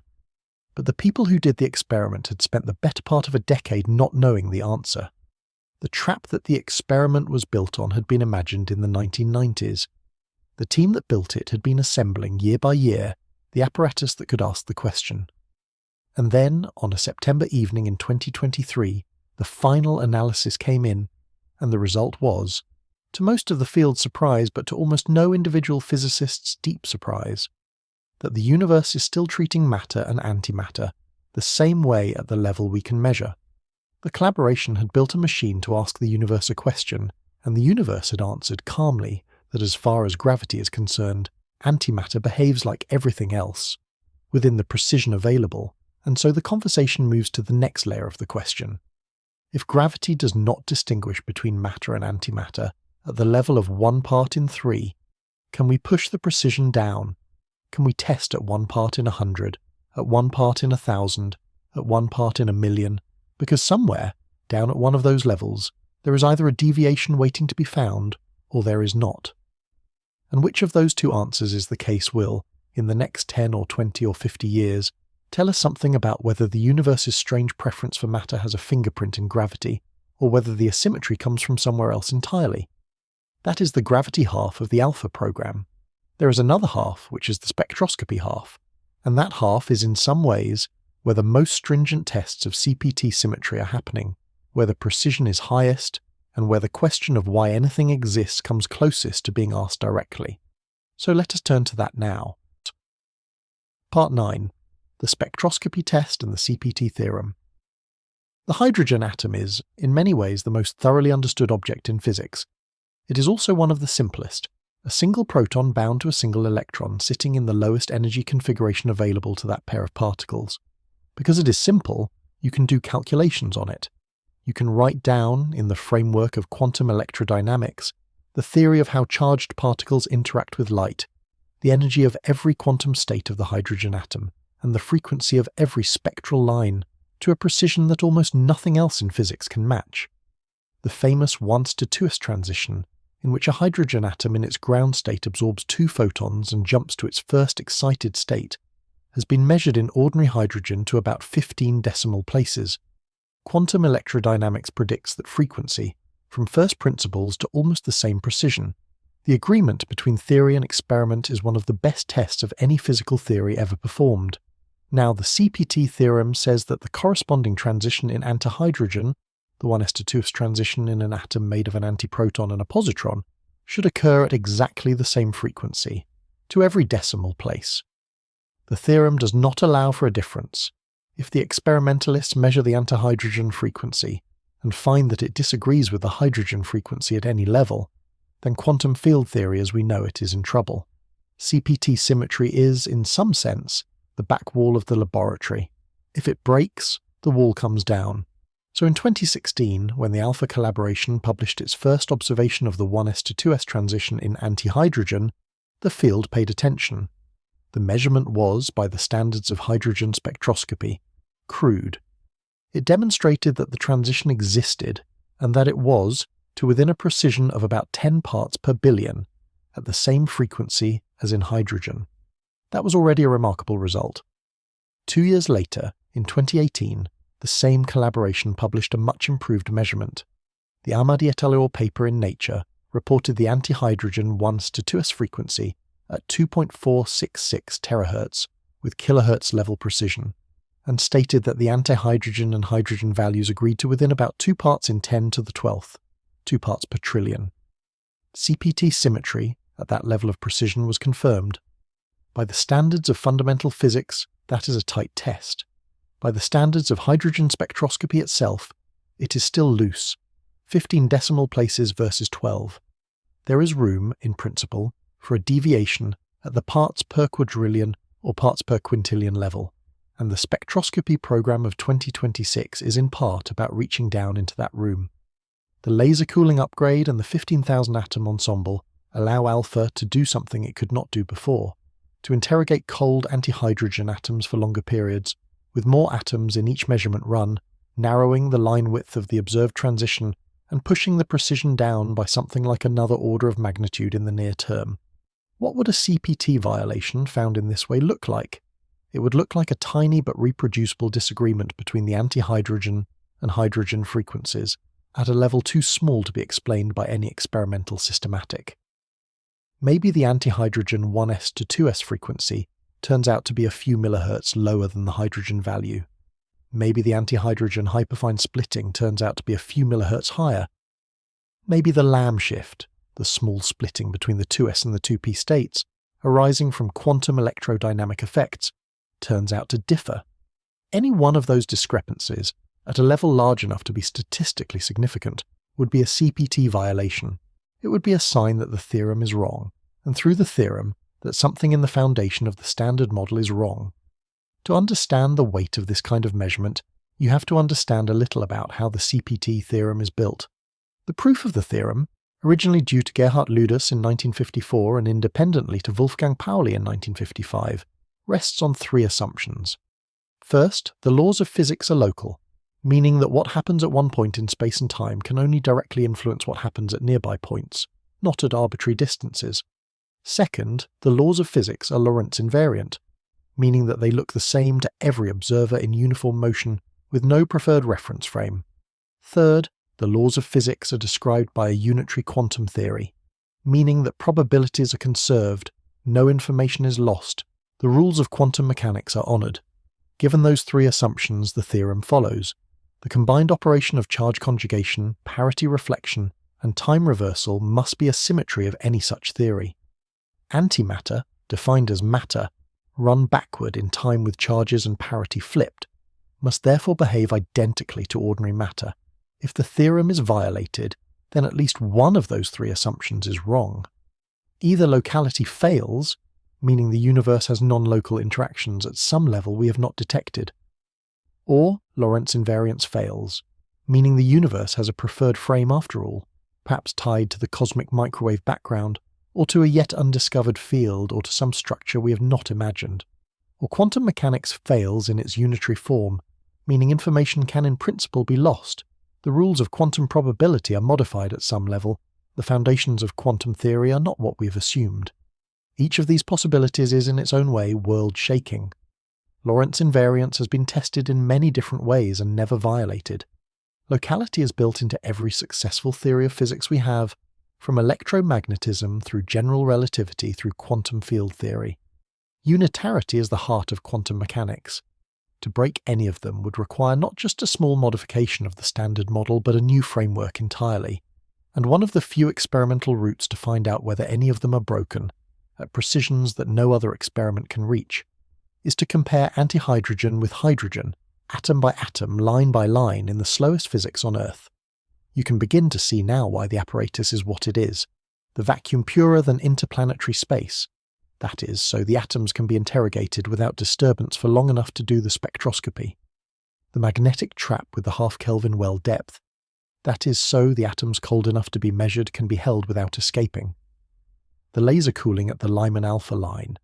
That is, so the atoms can be brought down to temperatures where the line width of the spectroscopic transition is narrow enough to compare against the corresponding line width in hydrogen. The 15,000 atom ensemble. That is, so the statistics are good enough in a single measurement run to push the precision into the regime where, if there is a CPT violation, it can be seen. Every piece of the apparatus is, in this sense, an instrument for asking the universe whether it is hiding something. And the answer that the universe has given so far, at the precisions we have reached, is no. The CPT theorem holds at parts per trillion for the 1s to 2s transition, at parts per trillion for the antiproton charge to mass ratio, at parts per billion for the antiproton magnetic moment. Every test that has been performed has come back agreeing with the theorem. And here is where the silence of the experiment becomes its own kind of weight. Because if antihydrogen and hydrogen are truly identical at every measurable level, then the universe is hiding the explanation of why we exist somewhere alpha cannot yet reach. The cosmic asymmetry between matter and antimatter has to come from somewhere. The standard model at the precision we have so far measured does not contain it. Some other physics we have not yet uncovered, must be responsible, and the more carefully we measure antimatter and find that it is identical to matter, the deeper the mystery becomes. We are not running out of suspects in the negative sense, where we have ruled out the possibilities. We are running out of suspects in the positive sense, where the universe keeps telling us every year, in a slightly clearer voice, that whatever broke the symmetry is not where we have been looking. That is the emotional weight of this beat. Imagine you are searching for a thief who has stolen something enormously valuable from a vault. You have a list of suspects. You interview each suspect with greater and greater precision, first with rough questions, then with finer ones, then with the most sophisticated interrogation methods you have. Each suspect in turn passes the interrogation cleanly. None of them is the thief. The vault is still empty, and every additional clearing of a suspect, every additional confirmation that this one and this one and this one did not do it, makes the case stranger. Because someone took the contents of the vault. Someone tilted the early universe toward matter. And the longer you go without finding the suspect, the more you have to ask whether the thief is someone you have not yet thought to interview, or whether the thief is hiding behind a piece of physics that none of your current instruments can see. You can feel, in 2026, that the field is in that strange middle position. Every measurement of antimatter is consistent with CPT. Every measurement of antimatter is therefore consistent with the universe not having any asymmetry in the laws of physics between matter and antimatter at the level we can measure, and yet the universe at large is overwhelmingly matter. The vault has been emptied. The interrogations are coming up clean. The thief is somewhere we have not yet been able to look. The slowest physics on Earth is, in this sense, the patient interrogation. Each new campaign brings the precision down another notch. Each new precision is a new chance for the universe to reveal a fingerprint. So far, the universe has been silent. So far, the atoms have answered every question we have asked them in the affirmative. Yes, we are identical to ordinary matter. Yes, the theorem holds. Yes, you have not found us out yet. And the people running the experiment year after year keep refining the instrument, keep pushing the precision, keep listening for the moment when an answer comes back that is finally different from what came before. This is the texture of contemporary physics in the part of the field that alpha inhabits. It is not the texture of dramatic discovery. It is the texture of patient interrogation. It is the texture of an experiment built to find something that, after every campaign, has not yet been found. It is the texture of a question that refuses to be answered, and the people running the trap are, for now, holding the most expensive substance in the universe, asking it the most patient version of the deepest question, and waiting, in the way that only physicists know how to wait, for the universe, eventually, to slip. Part 10. The first microsecond. Here is the part of the story where the slowest physics on Earth meets the fastest physics that ever happened. Imagine for a moment that you can rewind time, not by a year, not by 1,000 years, not by 1,000,000. Rewind by 13.8 billion years, back to the moment when the universe was so young, so hot, so dense, that nothing about it resembled what you see when you look out a window. Wind back further, past the formation of the galaxies, past the formation of the first stars, past the moment when the cosmic microwave background was released, past the moment when atoms first formed out of nuclei and electrons, past the moment when the first nuclei formed from protons and neutrons. Keep going. Wind back to when the universe is 1,000,000th of a second old. The temperature of the universe, at that age, is on the order of 1,000 trillion degrees. The density is on the order of 10 to the 15th grams per cubic centimetre, about 1,000 times the density of water multiplied by another billion. There are no atoms, no nuclei, no protons. There is a hot, dense, almost featureless plasma of particles, quarks and antiquarks, electrons and positrons, photons of light, neutrinos and antineutrinos, all interacting with one another at speeds approaching the speed of light. The plasma is so hot that for every particle you can see, there is another particle of the opposite kind, for every quark an antiquark, for every electron a positron. The energy of each photon is high enough that, in a collision with another photon, it can spontaneously produce a particle-antiparticle pair. The plasma is constantly creating itself and destroying itself, with pairs flashing into existence and back out again, at every point in space, at every moment. Now hold that image.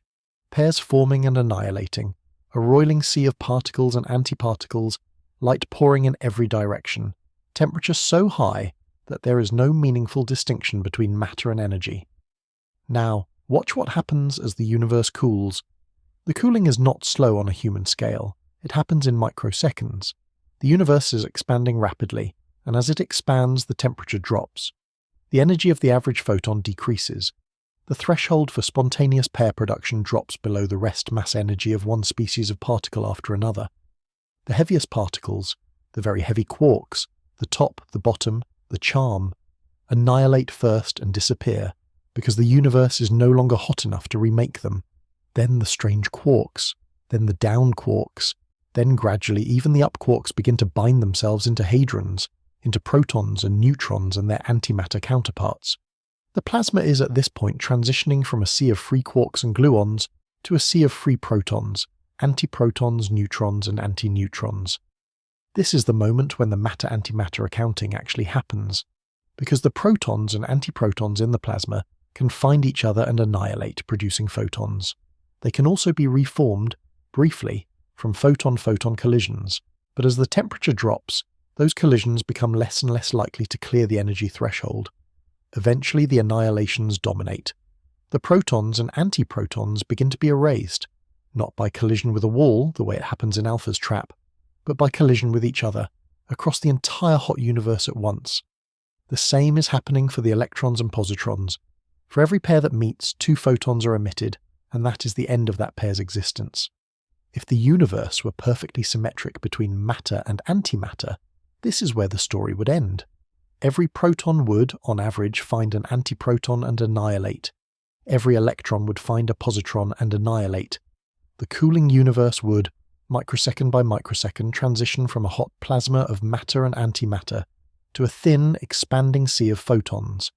No atoms would ever form, because there would be no protons left for electrons to bind to. No stars would ever ignite, no planets would ever cool. The universe, in that scenario, would consist of light travelling through emptiness, expanding forever. That is what the equations say should have happened. That is what every symmetry of the laws of physics taken at face value predicts. But that is not what happened. What happened instead is that the count was not perfectly even. For every billion antimatter particles in the early plasma, there were roughly 1,000,000,001 matter particles, one extra, just one part in 1,000,000,000. As the universe cooled and the annihilations proceeded, the antimatter found its matter partners and ceased. The matter found its antimatter partners and mostly ceased. But that small surplus had nowhere to go. The matter particles that had no antimatter to annihilate against, the one in 1,000,000,000, stayed. They cooled with the expanding universe. They formed the first protons and neutrons. They became the first hydrogen and helium. They became the first stars. They became the galaxies, the planets, the oceans, the air, the bodies, the brains, the hands holding the screens on which this video is playing. All of it. Every atom, every cell, every star you can see. You, the listener, are made of the leftover. Imagine, again, that you can see the first microsecond of the universe from inside it. A sea of particles, hot beyond conception. Pairs flashing into being and back out. The temperature dropping with each pulse of expansion. The count is even almost, so even that no measurement we have built can yet see the asymmetry directly. And then, in the microsecond that follows, the annihilations sweep through the plasma. Almost every particle finds its anti-partner. Almost every pair ceases. What is left, in the cooling plasma, is the slimmest possible margin. The one in 1,000,000,000 who, by some accident or by some hidden bias in the laws of physics, did not have a partner. They drift now in a cooling universe surrounded by the photons of all the annihilations that just happened. The light is on the order of 1,000,000,000 photons for every surviving particle. That ratio, the baryon to photon ratio, has been measured by the Planck satellite to extraordinary precision. The number is about 6 times 10 to the -10th. About 6 surviving particles for every 10 billion photons. That is the precise measured fingerprint of the cosmic asymmetry. The survivors of that first microsecond are everything. They are the protons in the nuclei of the atoms in your blood. They are the electrons orbiting those nuclei. They are the carbon in your bones, formed billions of years later in the cores of dying stars. They are the iron in your blood, formed in supernova explosions. They are the oxygen in the air you breathe, the calcium in your teeth, the sodium in the salt on your kitchen counter. All of it is leftover. All of it is the rounding error. And the photons of all those long-ago annihilations are still here too. They are the cosmic microwave background, the faint, evenly distributed glow of light that bathes the universe in every direction. When you point a telescope at the sky, anywhere, and tune its detectors to the right wavelength, you see the cosmic microwave background. It is the funeral light of the annihilations that almost erased the universe. There are billions of photons in that background for every atom of matter that survived. The ratio is, in a real sense, written across the entire visible sky. This is the cosmic context that the trap in Alpha's basement is built to interrogate. The 15,000 antihydrogen atoms held in the magnetic well are not a battery prototype. They are, on a small enough scale to be held and asked questions, samples of the part of the universe that almost everything was. They are the perfect mirrors of the survivors. The atoms in the trap and the atoms in your hand are the two halves of an annihilation that never happened, that the first microsecond of the universe should have completed by every symmetry we know, but did not. And the fact that they did not, the fact that there is anything at all to hold in the trap, that there is anyone at all to hold it, is the central mystery the entire program is built around. If you've made it this far in the video, I want you to sit with this thought for a moment, because it is the moment everything else has been pointing to. Every star you've ever looked at, every constellation, every photo from the James Webb Space Telescope, every grain of sand on every beach you have ever walked on, every neuron in your brain, every memory you have, every breath you have ever taken, all of it exists because, in the first microsecond of cosmic time, the count was off by 1 part in a billion, one extra particle of matter repeated across an unimaginable number of microscopic accountings in a universe so hot it was almost indistinguishable from light. That one extra particle, over and over, in the moment before the rest of the count erased itself, is everything you have ever loved or feared or known. And the survivors? The 1 in a billion that did not annihilate. The rounding error. You. That is the truth that the slowest physics on Earth is built to interrogate. The 15,000 atoms in the trap are samples of the partners that did not make it through the first microsecond. They are what the universe almost was. The atoms in your hand are what the universe almost was not. The trap is, in a real sense, the laboratory where these two halves meet again, not to annihilate this time, but to be compared, to be measured, to be asked the question, why did one of you survive and not the other? Why is anything here at all? Why are you the one writing this story instead of the photon of an annihilation that should have happened a long time ago? The atoms in the trap are not answering yet, not at the precision we can reach. The CPT theorem still holds. The spectral lines match. The gravity is the same. The universe is still keeping its secret about why it tilted toward matter in that first microsecond. But the apparatus has, finally, after a century of waiting, become precise enough to start asking the question seriously. The interrogation is underway, and whatever the answer turns out to be, when it comes, it will rewrite the deepest part of the story of why anything you can see has ever existed. Part 11. What Alpha is really asking. You can now see, with this context in mind, why the 15,000 atoms in the trap are not what the popular framing thought they were. They are not the seed of an antimatter battery. They are not the seed of a starship. They are not the seed of a weapon. They are the closest humanity has come to building a laboratory sample of the half of the universe that almost everything was, and using that sample to ask with every kind of precision we currently know how to deploy, where in the laws of physics the asymmetry came from. The most expensive substance in the universe as a phrase gets a different meaning now. The $62 trillion per gram is real. The slow production and the billion-year timescales to make a useful quantity are real. But those are not really the cost of the substance. Those are the cost of one strange and patient extraction process by which a small civilization on a small planet in a quiet corner of one galaxy found a way to manufacture a few thousand atoms of the partner that the early universe almost entirely erased. The actual cost of the substance, the price the universe paid for it, is not dollars. It is everything. Almost everything had to cease for these 15,000 atoms to be available. The cost of admission to this mystery is the cost of the entire annihilation that almost happened. That is what the slowest physics on Earth is interrogating. Not energy, not power, not propulsion.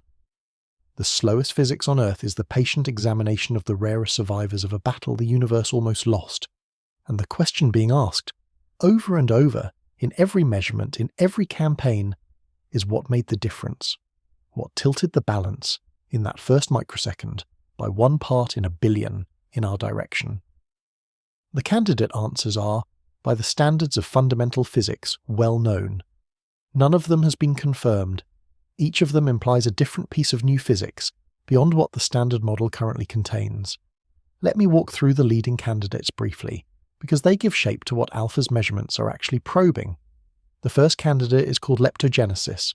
The idea, originally proposed by Masataka Fukugita and Tsutomu Yanagida in 1986, is that the asymmetry between matter and antimatter did not begin in the quark sector, but in the lepton sector, that is, among the electrons, muons, taus, and most importantly the neutrinos.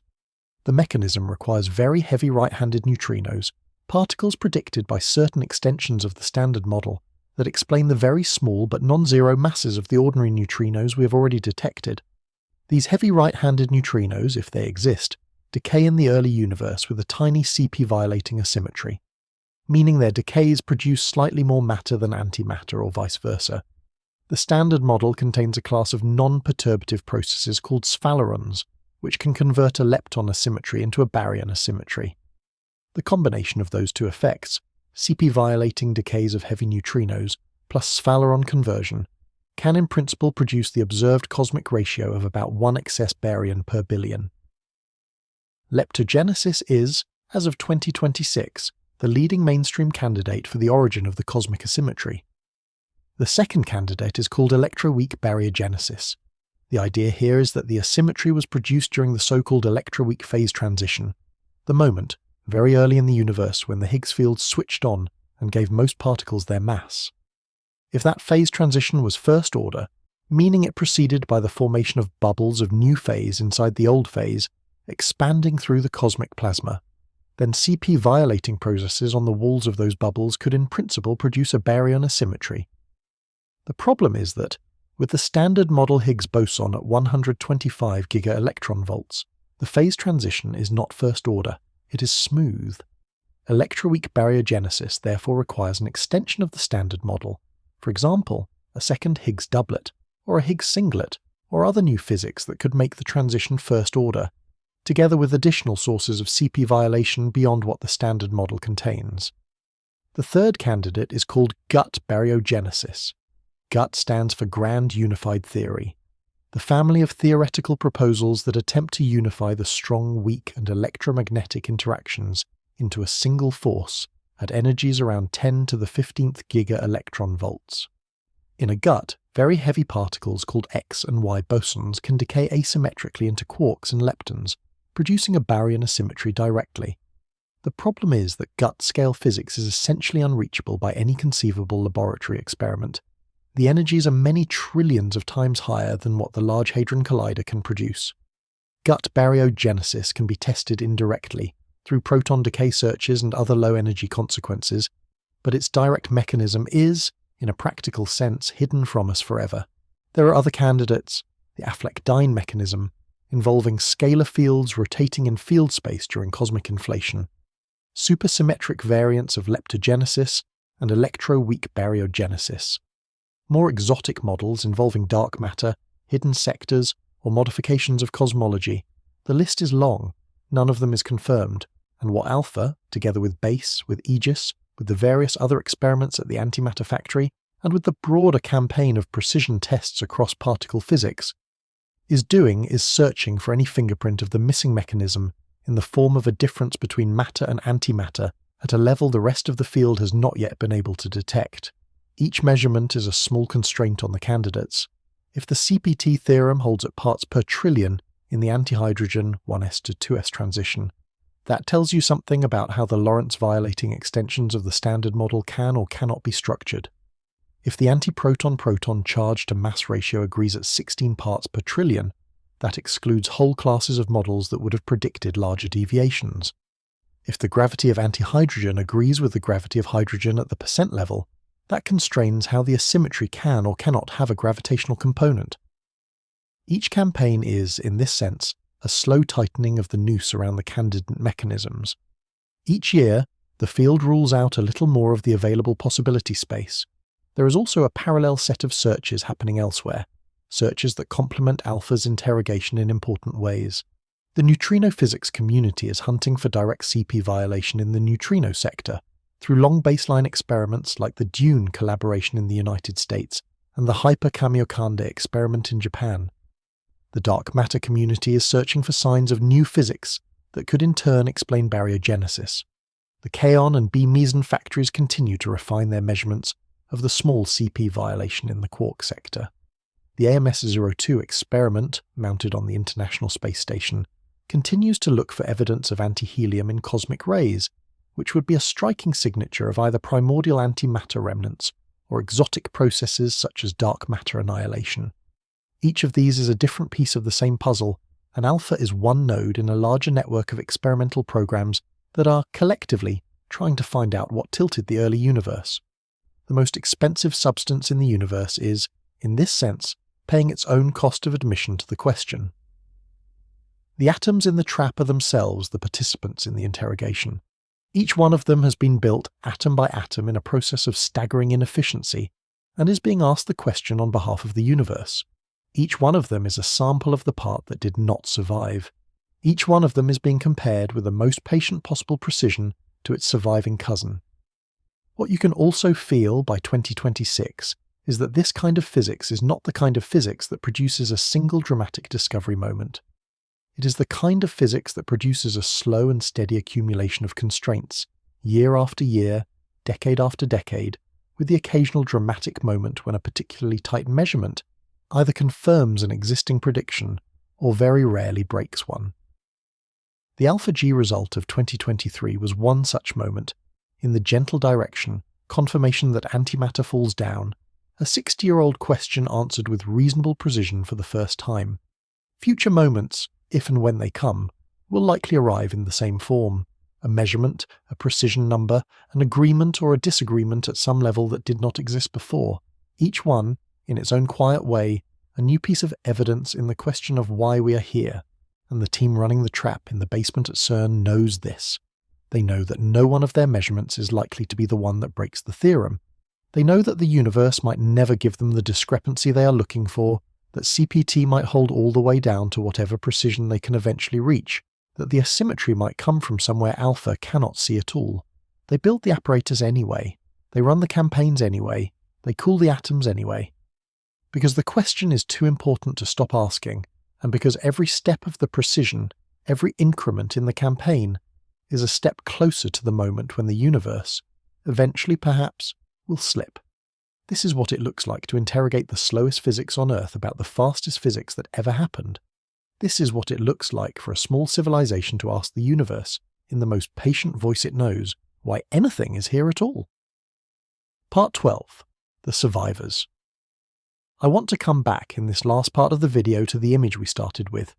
The refrigerator-sized cylinder in a quiet hall at CERN, the superconducting coils, the vacuum purer than the medium between the stars, the magnetic well shaped like a shallow bowl, holding 15,000 atoms in absolute stillness, a few thousandths of a degree above absolute zero. The laser at 120.6 nanometers, sliding photons through the trap, slowing each atom one quantum jump at a time. The slowest physics on Earth, doing what it does, atom by atom, on the quiet evening of a day in 2026. Hold that image, and at the same time hold the other image. The first microsecond of the universe, the hot plasma, the pairs forming and annihilating, the count almost even, almost. The slow tilt toward matter, by one part in a billion. The annihilations sweeping through, the partners ceasing, the survivors drifting in a cooling sea of light. The matter settling into the first nuclei. The light fading into what will eventually become the cosmic microwave background. The universe, 14 billion years from then, beginning to think and to remember and to ask itself why it is here. The atoms in the trap, in the quiet hall, are samples of the part that did not survive.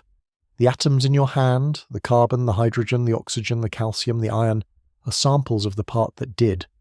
The trap is the meeting place of these two halves, 14 billion years after they parted. It is, in a real and literal sense, the laboratory in which the universe is being given a chance to explain itself. The atoms hang, the lasers slide through them, the detectors wait, the team watches, the numbers come in, the CPT theorem holds, at the precisions reached so far, the gravity matches, at the precisions reached so far, the asymmetry is still hidden, the universe is still keeping its secret. But the apparatus is precise enough, finally, that the question is being asked in good faith. The slowest physics on Earth has become the laboratory of cosmic origins. The most expensive substance in the universe, by every measurable cost, is the substance being patiently asked the deepest question we know how to ask. And somewhere in the next 10 or 20 or 50 years of campaigns, there is some chance, perhaps small, perhaps not so small, that the universe will, at last, slip up. That a precision measurement, performed on a particular spectral line, or on the gravitational fall of a particular ensemble, or on the magnetic moment of a particular antiparticle, will come back disagreeing with its matter counterpart at a level that no experimental systematic can explain. And on that day, the universe will have been caught hiding something, and the rest of the field will move very quickly to interrogate that finding from every angle, because it will be the first crack in CPT in the entire history of the theorem. If that day comes, it will reshape physics. The standard model will need to be extended, perhaps replaced by a new framework that allows for the kind of asymmetry the universe at large is built around. The textbooks will be rewritten. The newer textbooks will list, in the index, the date of the discovery and the experiment that found it. The trap in the quiet hall at CERN will be remembered as the place where the universe, after 14 billion years of hiding, finally answered. If that day does not come, if the campaigns of the late 2020s and the 2030s and the 2040s continue to find that antihydrogen and hydrogen are indistinguishable to every precision we can reach, then the field will have learned something else, something almost as important. It will have learned that the asymmetry does not have a fingerprint in any of the matter-antimatter comparisons we can perform in the laboratory. It will have learned that whatever happened in the first microsecond happened in a sector of physics that alpha cannot directly see. The hunt will then move further afield, to the neutrinos, to dark matter, to cosmological signatures. The universe will still owe an answer. The slowest physics on Earth will have ruled out a class of suspects. Either way, the trap will keep running. The atoms will keep being held, the laser will keep cooling them, the detectors will keep watching for the rare moments when an atom slips out and annihilates. The team, different humans, year by year, generation by generation, will keep refining the instrument and pushing the precision. Because the question is not a question that one experiment can finish. It is a question that, in some sense, the entire program of physics has been working toward for 100 years, and that we now finally have the tools to begin to ask seriously. And I want to land, in this final beat, on the human side of all of this. Because there is a side of this story that you can carry away from the video that is not about CERN, not about alpha, not about cooling lasers or magnetic traps or the technical details of how a 1s to 2s transition is measured to 12 decimal places. There is a side that is just about you, the listener, sitting wherever you are, breathing, alive, paying attention to a story about the universe. You're made of atoms. Every atom in your body, every proton, every neutron, every electron, is a survivor. Every atom in your body is the leftover from an annihilation that should have been total. In the first microsecond of the universe, the count was off by 1 part in a billion in your favour. Almost everything that could have been you was your antimatter partner, who annihilated against another piece of matter long before you were any kind of recognisable being. The trace amount of matter that did not annihilate, the 1 in a billion who did not have a partner left to find, drifted in the cooling universe, formed the first nuclei, formed the first atoms, formed the first stars. Those stars lived and died. Their cores forged carbon and oxygen and iron and gold and uranium. Those elements drifted in clouds. Those clouds collapsed into new stars and new planets. One of those planets cooled and grew oceans. Life arose in those oceans. The atoms got rearranged, over 4 billion years, into the form you have now. Every step of that long story rested on the fact that, in the first microsecond, the count was off by 1. You are the great-great-great-great-grandchild, in the most literal possible sense, of a rounding error in the early universe. And the atoms in the trap, in the quiet hall at CERN, are samples of the rest of the count. They are what you almost were not. They are what almost everything almost was. The relationship between the atoms in your hand and the atoms in the trap is the relationship between the survivors and the casualties of the slowest, largest reckoning in cosmic history. That's the truth that I want you to carry away from this video.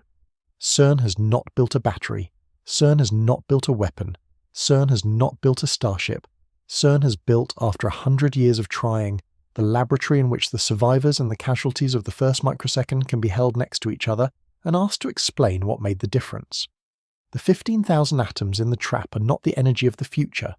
They are the question of the past, and the slowest physics on Earth, in the quiet hall in 2026, is the slow, patient asking of that question on behalf of all of us who somehow did not annihilate. There is no answer yet. There may not be an answer in our lifetimes. There may not be an answer in the lifetime of this civilization. But the asking is real. The trap is real. The atoms are real. And every campaign of precision, every increment of cooling, every additional decimal place on the spectral line is another quiet inch of progress in the conversation between the survivors and the part of the universe that did not survive. You are the rounding error. So is the listener next to you, and the person on the other side of the planet, and every star you can see in the night sky, and every star you cannot. So is every atom of every molecule in every cell of every living thing on every planet, in every galaxy that has ever existed in the part of the universe we can reach. We are all, every one of us, the leftover of an annihilation that should have been total. The atoms in the trap at CERN are samples of what we almost were. The trap is the place where the question can finally be asked, and the answer, if and when it comes, will tell us at last why anything was allowed to remain. Until then, the slowest physics on Earth keeps running. The 15,000 atoms keep drifting in the magnetic well. The laser keeps tuning. The detectors keep watching. The team keeps writing the campaigns into the schedule for the next year, and the year after, and the year after that.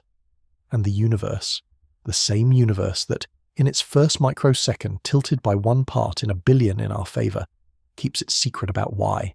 For now, sleep well, friend. And if you find yourself, at some point in the next few hours or days, looking up at the sky, remember that the photons of the cosmic microwave background, the funeral light of the annihilations that almost erased you, are still passing through your body, even as you read this. They are the oldest light there is. They are the light of a battle the universe nearly lost, and you, somehow, on the small spinning piece of the leftover that became your home, are still here.